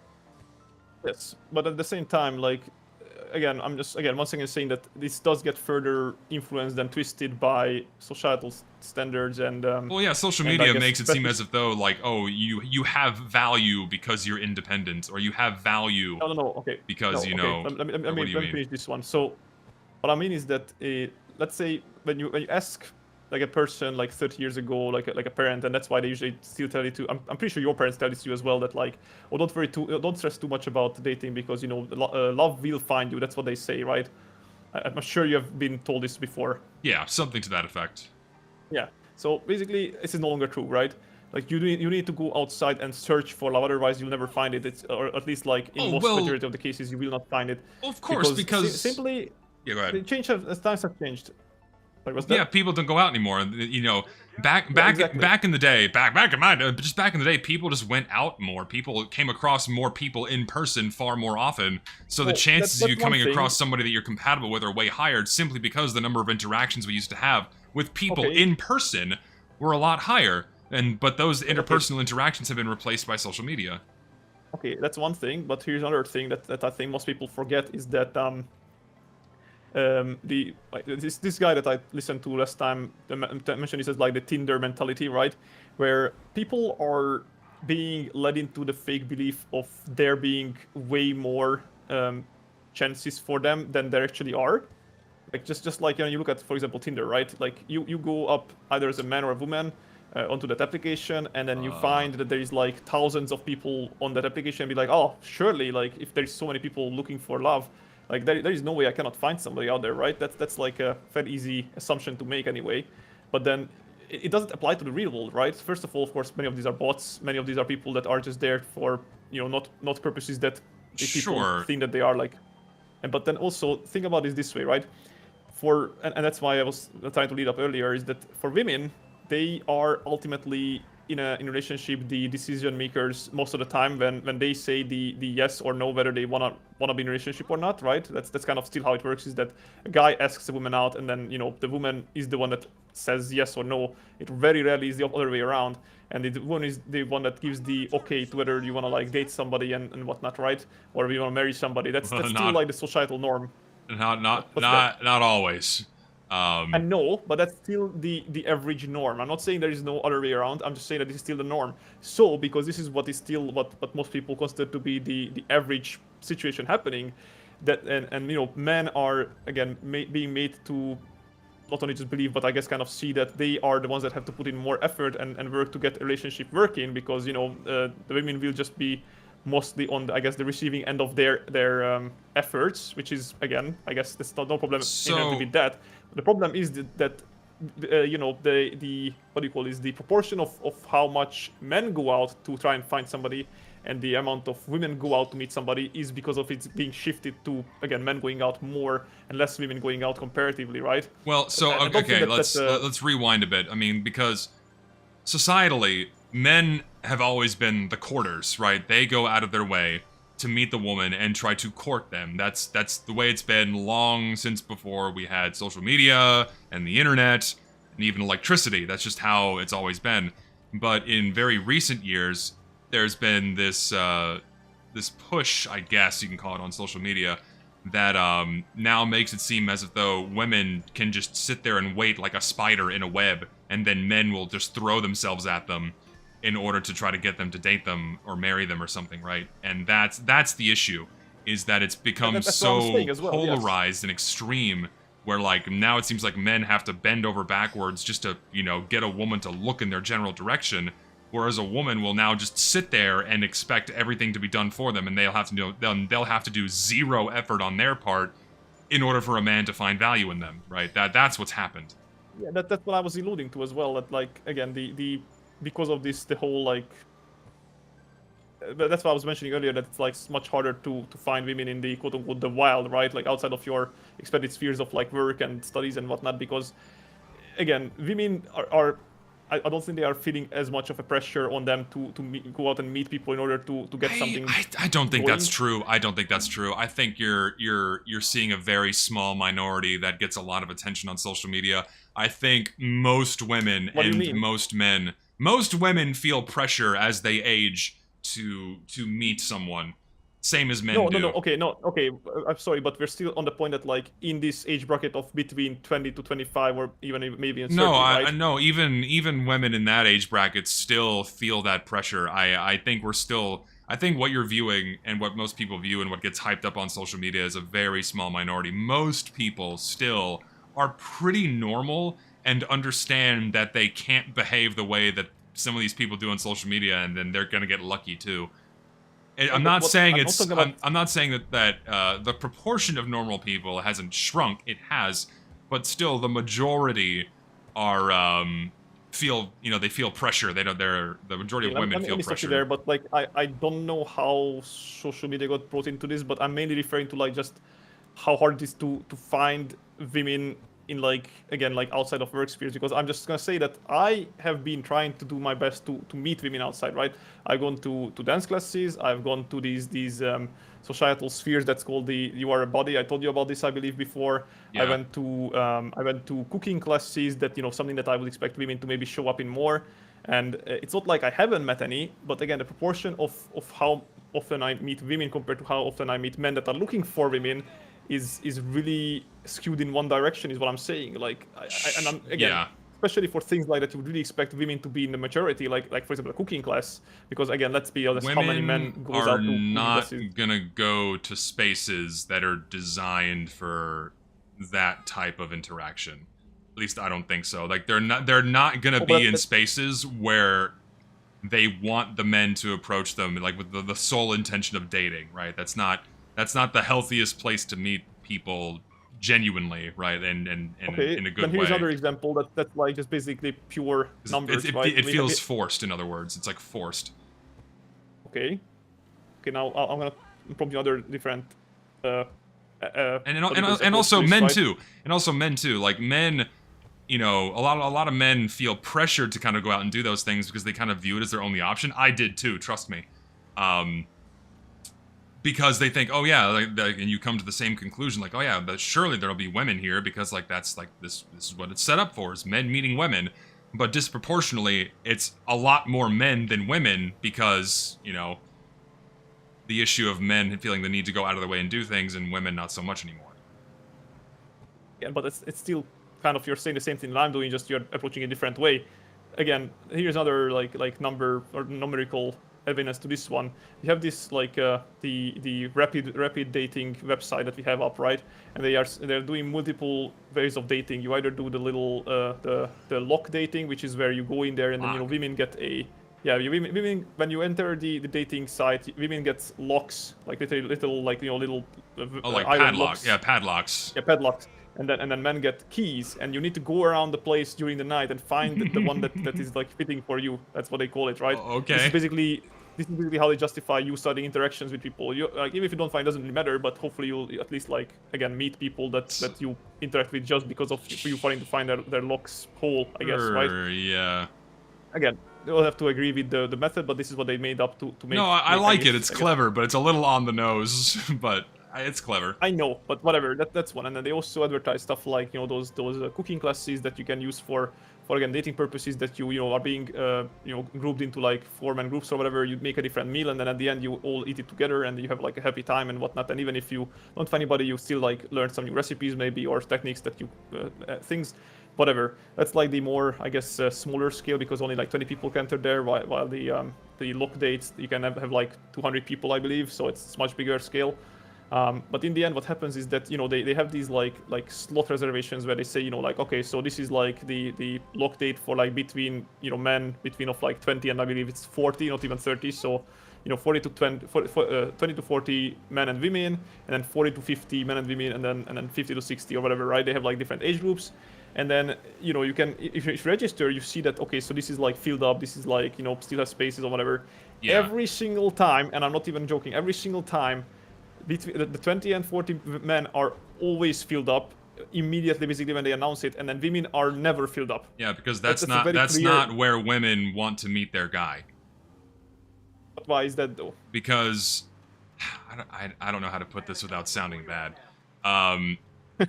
From what I've been told, women don't want to find the guy that is trying too hard, I guess. Okay, I heard that one before. Yeah, and trying too hard to like meet someone specifically with the goal of dating them.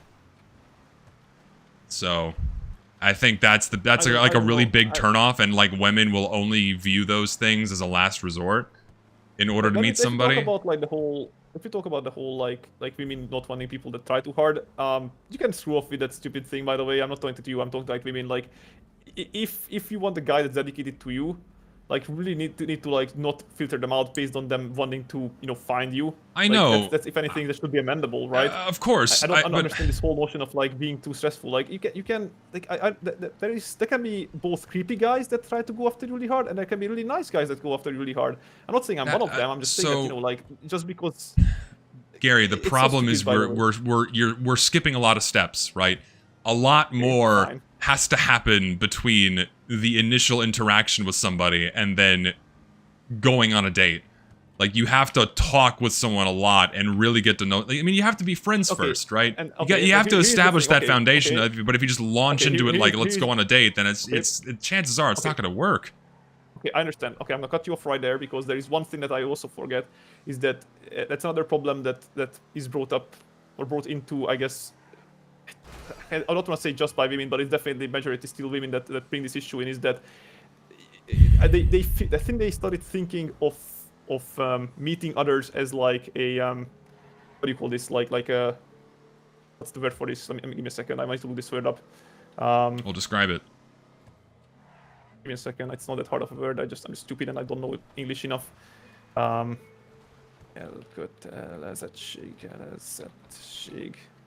Commitment. There you go. So they think too much as meeting others as a commitment, right? Just because you accept somebody on a date or just even to like meet outside of some other place like your workplace, right? Doesn't mean that you immediately say, oh, I'm gonna like. Oh, like you're wholly and firmly committed to being with like them. You are allowed to just get to know them better. We use this opportunity to maybe get to know them more than what you know them on a perfect level. But they don't even dare to give that amount of chance because either they are too lazy to spare the time, or they think that it's not worth it because then they get the wrong idea. I feel like that is a factor, absolutely, where women are afraid of befriending men because, and let's be real here, if a woman is being friendly with a man, the man, a man is simply going to think that he has a chance. Like, if the woman is single and he's attracted to them and they're good friends, the dude's going to think he has a chance. And a lot of women are terrified of befriending a guy just to be friends because inevitably the guy is going to make a pass. That's just how the world fucking works. There's no way to avoid it. It's inevitable. It's just how it, outside of very, very rare cases, where a male and female friendship does not go to that point at some point in time, right? So that's a huge deterrent. I'm not expecting them to be friends, and I don't expect them to like, okay, if this doesn't work out, we'll just stay friends. I'm not saying that should be the case. What I'm saying is that they very often cut off even the chance with somebody without, again, knowing them better, because they're very easily, well, that's probably not just women, it's men as well, but many people really easily just judge on first impressions very often, and they don't dare give each other a chance of like meeting with outside of workplaces or other things, or just hanging out like normal people would to get to know each other better, right? And because of this, as many people feel like that they're doing something wrong already inherently, when it's not really the case, I guess, in many cases. So it really should be like, I guess I'm relating back to like the whole fact of like people just don't go outside as much, and I feel like inviting others, whether if it's the same gender or your gender, outside to places should not be looked upon as like, oh, I'm making a commitment to this guy, right? Because that's not the case. You have the power to just say, sorry, we met again, I got to know you better, but I'm still not thinking that this should be working out between each other, and that's a fine thing to say. That's completely okay. But at the same time, you really shouldn't just not give a chance to anybody that are clearly trying, because maybe they do have something that you can. Well, I mean, you also have to take into consideration the surface level things. Maybe they're just not attracted to you. Okay, I'm not saying they should give a chance to everybody.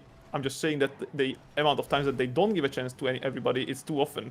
Well, okay, so we can spin that logic back on a guy. When I was on dating apps, I immediately rejected a lot of women because they were fat. Well, okay, dating apps are different. And it's like, okay, I could have given that person a chance, but it's like, I'm sorry, but if I'm not physically attracted to you somewhat, then I'm not gonna bother.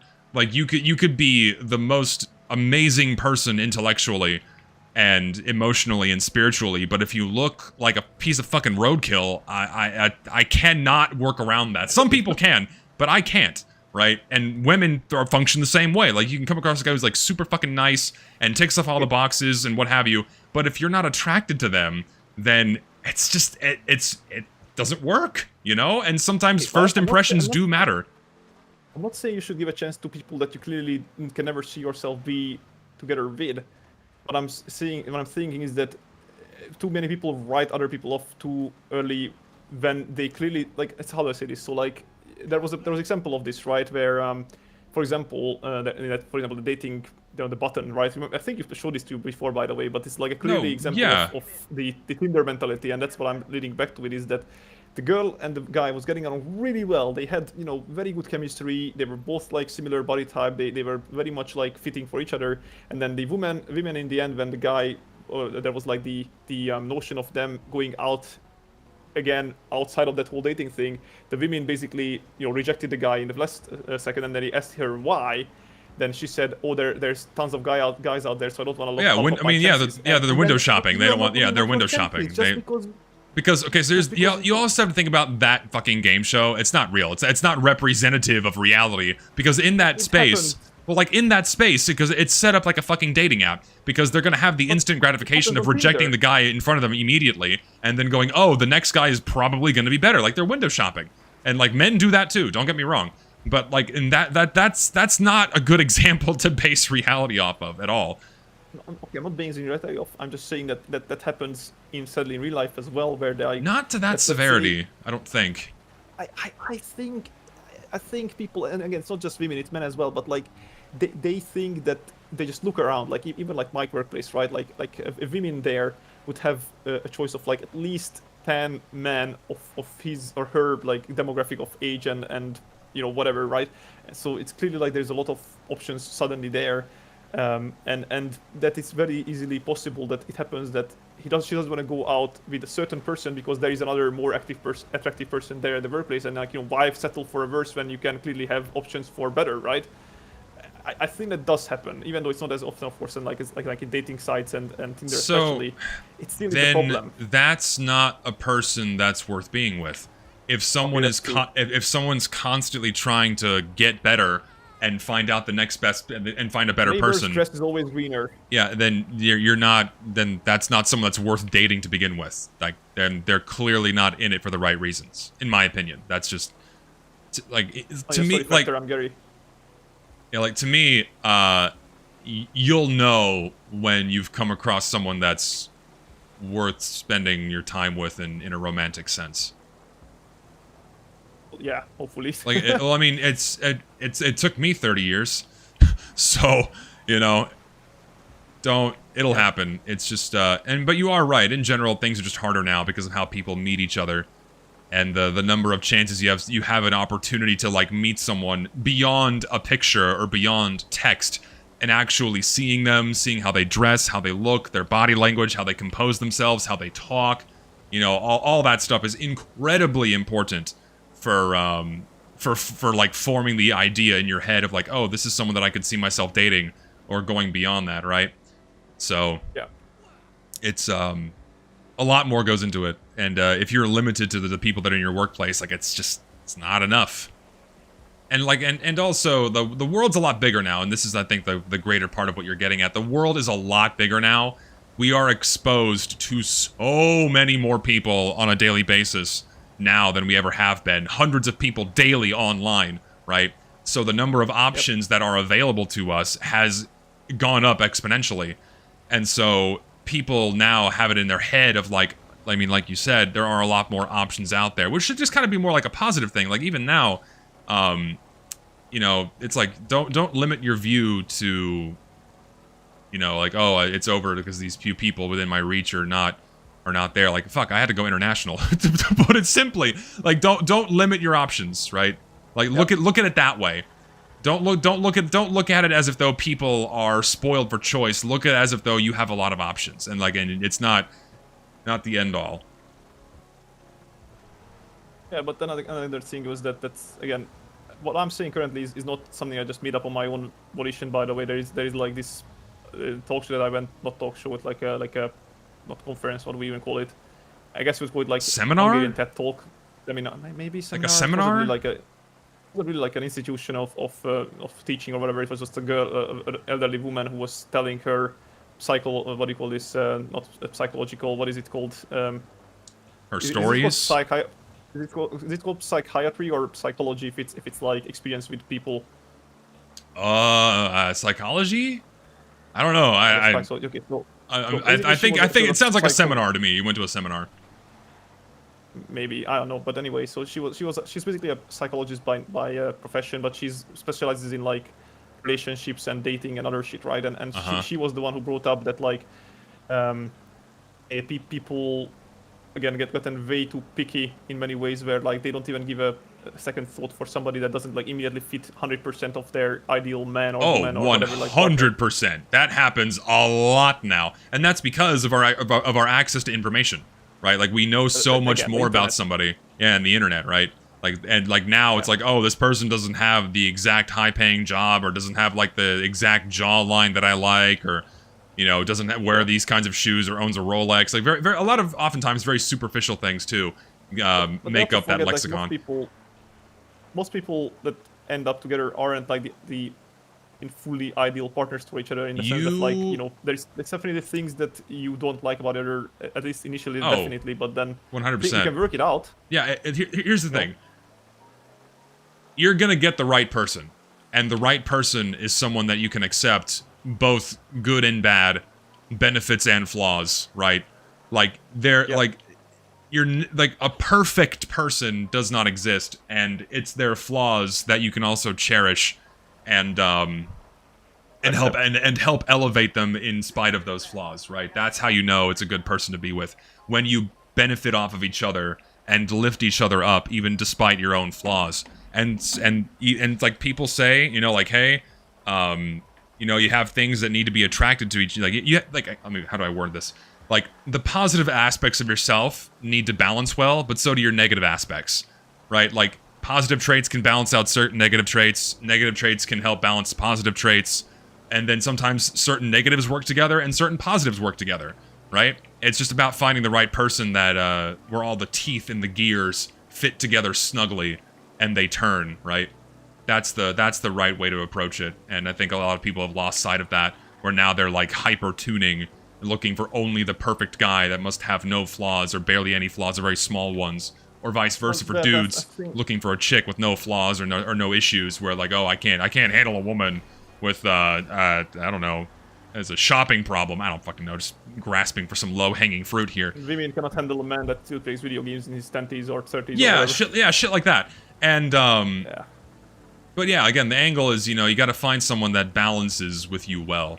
And not like I'm speaking from experience, of which I have hardly any, but usually the people that make the best friends usually will come into and make a good relationship, right? Because, you know, you're going to be dating someone that is going to be your friend. Ideally, your best friend forever, right?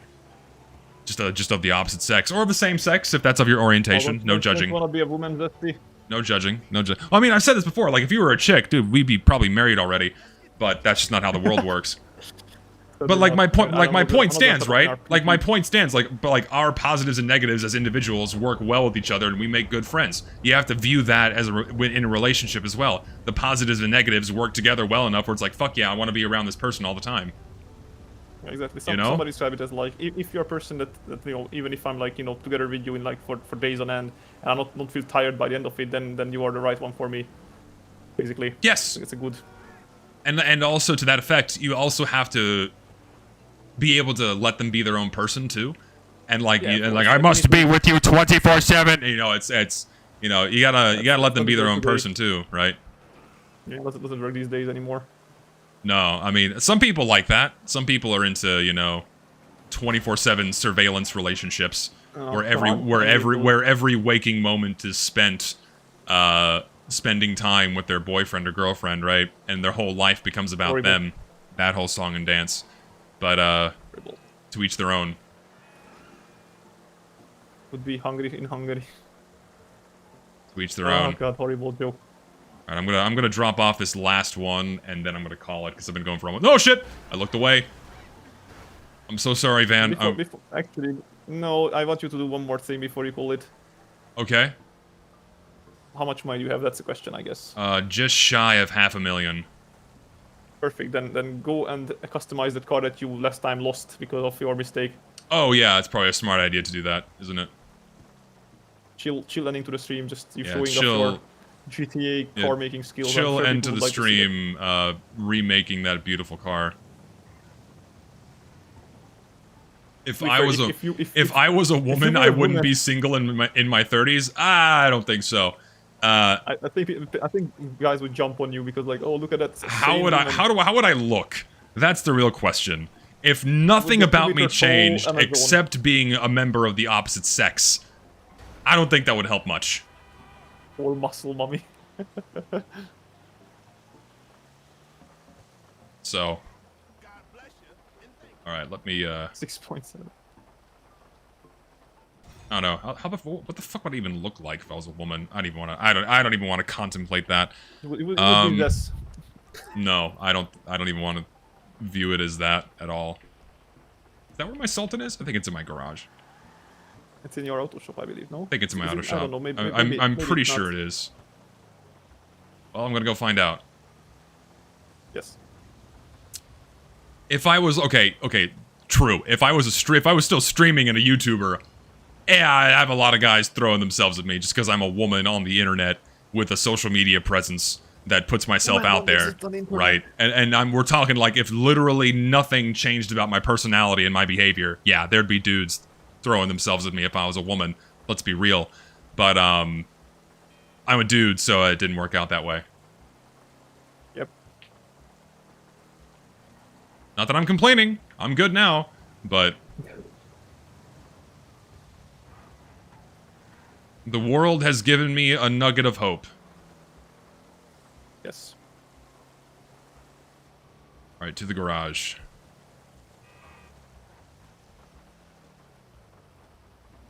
My poor beat up fucking taxi. Well, it does the job. You could always swing the other ways. No, Is my Sultan I don't here? think he would. Maybe it's not. No, it's not. That's a problem. Where is it? Maybe you can go to the. Well, you can go outside the garage and then like shuffle the cars around different garages. Yeah, I could just do that. That makes perfect logical sense.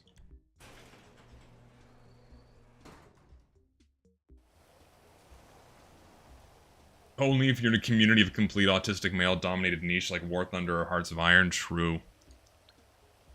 Don't know if War Thunder the most male-dominated kind of game, to be fair. It's pretty male-dominated. I'm sorry. It is, but I don't know if it's the most. It's like, over. What would be the most? Oh, it's not the most dominated, but it's up there. Where is my? I think my summer car would be more male-dominated. Okay, so it's in my. There. Do I have any slots anywhere? Okay, all my garages are full. That's a problem. So No, I can't. they're not. Yeah, I'm all full. How do you know? I just checked all three. They're all three are full. Oh, it doesn't tell. Wait, does it say if you have empty space or not? I have no empty spaces. All of my garages are full. Okay, then I'll tell you what do you do. Bring up your map. My Bring map? up the internet. Your internet. Bring up the internet. Okay. All right. Can't get to it. Yep. Go to the internet. Yep. Go to what's it called? I think is it the Dynasty 8? I believe the little on the left side. Dynasty 8? Dynasty 8. I think that's the one. The site that sells the houses. I think. You see it? Yeah. On the green and white. Yeah, I'm Dynasty here. 8 on the left. I'm here. Okay, so go there. There is the view property listing. Yep. View the property listings, and then go to low end, I guess. On the top there is like low end. Yeah, so I have to like buy a place I can park a car. Yeah. There's even like even less. Like the cheapest one. Just go to all. Well, and then this go to, is like, just price. free, and I can park 2 cars here. There you go. So do that then. Cool. You buy it. Yeah, I bought it.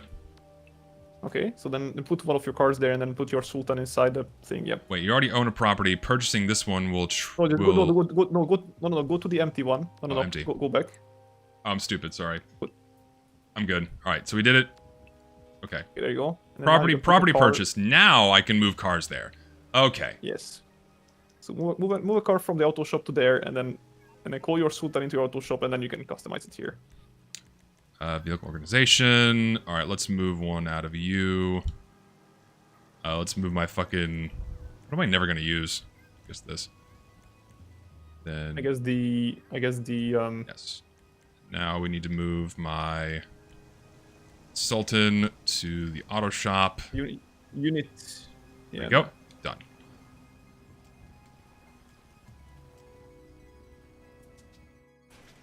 I should be in here.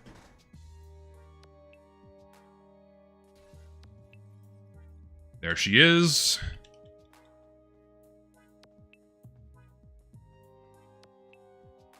All right, let's trick this bad boy out.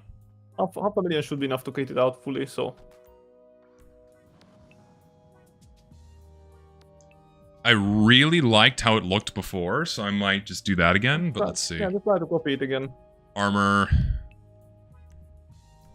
Brakes. This indeed loves the good old Subaru. Yes. Let's see, we need... Oh, no. Bumpers. Let's see. Actually, I need liveries first. Livery... Yeah, liveries, it's usually the first. Let's see. Where was the one I had before?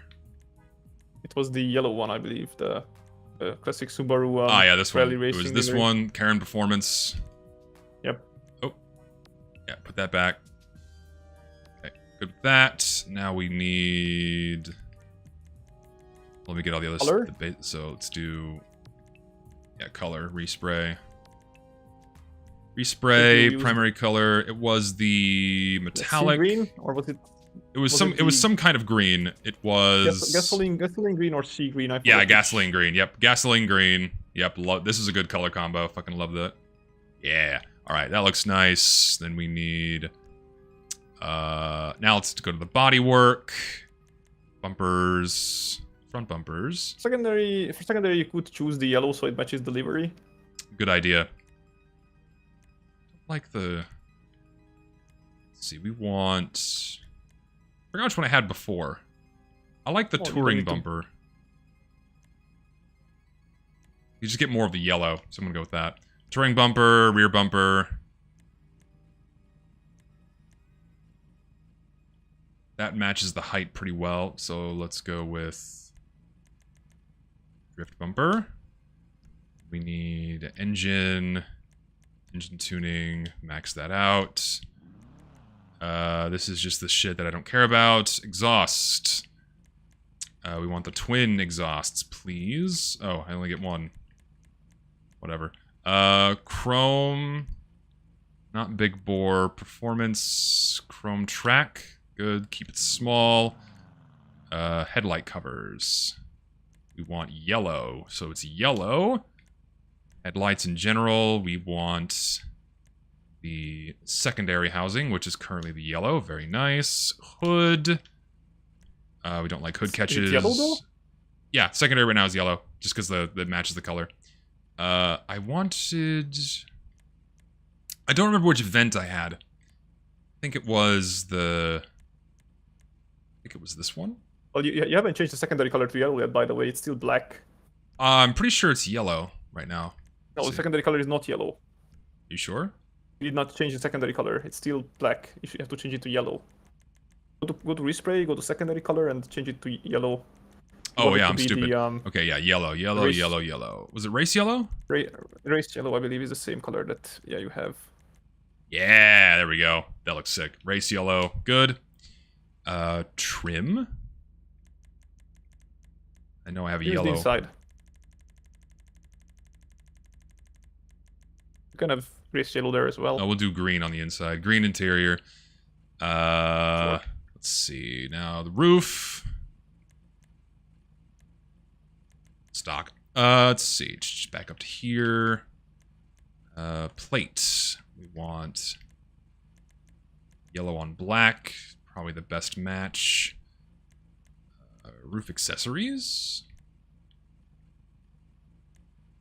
Shark fin spoiler. Roof scoop. No. No. I don't like the... No roof scoop. We'll do the... Shark fin spoiler.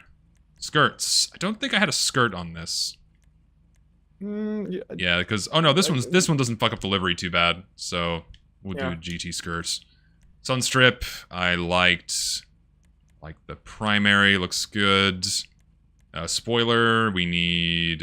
Which one did I have? I think it was. I think you had the classic Subaru one. Was it the wing or the stock one? Definitely not the stock one. The stock is Ooh. it doesn't give you the Oh yeah, this one here. This one has the livery on it. So yeah I possible. I like this one. Suspension. Don't think I need to change it. Yeah, just leave it as it is. Race transmission. Trunk? No. We got the turbo tuning, please. Wheels, important. Wheel color. Wheel type. Wheel type. We need street? Sport? Street usually has pretty good ones. Street? Yeah. I would say street is good. I think it was something like this with the 5 prongs on the side. I don't remember exactly. I think it was this one. Either one of these two. I think it was one. I think it was one that didn't have the chrome, so it was like fully colorable. I think this one. And then wheel color. It's yellow once again. Yes. Yellow. Yeah, that looks fucking good. Windows. Full limousine Oh, you windows, want- you know, please. no, go back a bit. We missed the tires. Oh. The wheel section. Should I change the tires? Well, you go to the tires. There is first of all tire enhancements. You need to make it bulletproof. Yeah, but did Yep. we have tire And then you designs? also need to you can put the tire design. Oh, Yep. hey! Everything Okay, let's do Chappelle yellow. Then window spoilers? Already have the one I like. There we go. Think she's good. Did you? Yep. Only thing you can change is maybe the undercolor, the light glow. Ah, yes, of course. Very important. Neon kit layout full. And color, we want yellow. Golden shower? No, yellow. There we go. Now we're cooking. That looks pretty much done. Yep. Yeah, that's a badass car, if I do say so myself. It looks pretty good. Clean. Hopefully, don't delete it this time. I will not delete it again. I don't know. I gotta. Can you tell I like race cars? Just like, hey, chat. Can you tell I like race cars? Oh, you can tell that to them because like I have a fucking 4 garages full of race cars only. Can you tell? You like my Fiat? Do you like my Fiat? My little racing tiny toy car? Hell yeah, dude. It's great. I love love it. Fiats. Yeah, I would love to own a Fiat if I could fit in it. And just my like shitty for Russian drift car. For you, that is a concern. Yes. Fitting into a car. Okay, I gotta call it here. That's fine. That is 3 hours of streaming, which is pretty fucking good, if I do say so myself. Thank you for If we went joining on me. a tangent about women. That's fine. I'm always here to have entertain your chat and yourself. It was a great time. Yes, we shall next time. We shall do it on my stream or something, and we shit on other stuff. Yes, indeed. So thank you guys for hanging out. I appreciate all of the lovely donations. I will do something TF2 related on stream next week. I just really did not have it in me today, so I appreciate the patience with that. I did It's better to have fewer good quality streams than rather than every time some stream that you don't feel like doing. You know. Yeah. I have actual progress on the quick play video now. I'm happy to announce the editing is underway. Yeah. Hey. So, still pushing to have it out by October before I go overseas. So just be patient for that. And yeah, that's about it. Thank you all for hanging out. Thank you guys for being here. And I will see you guys later.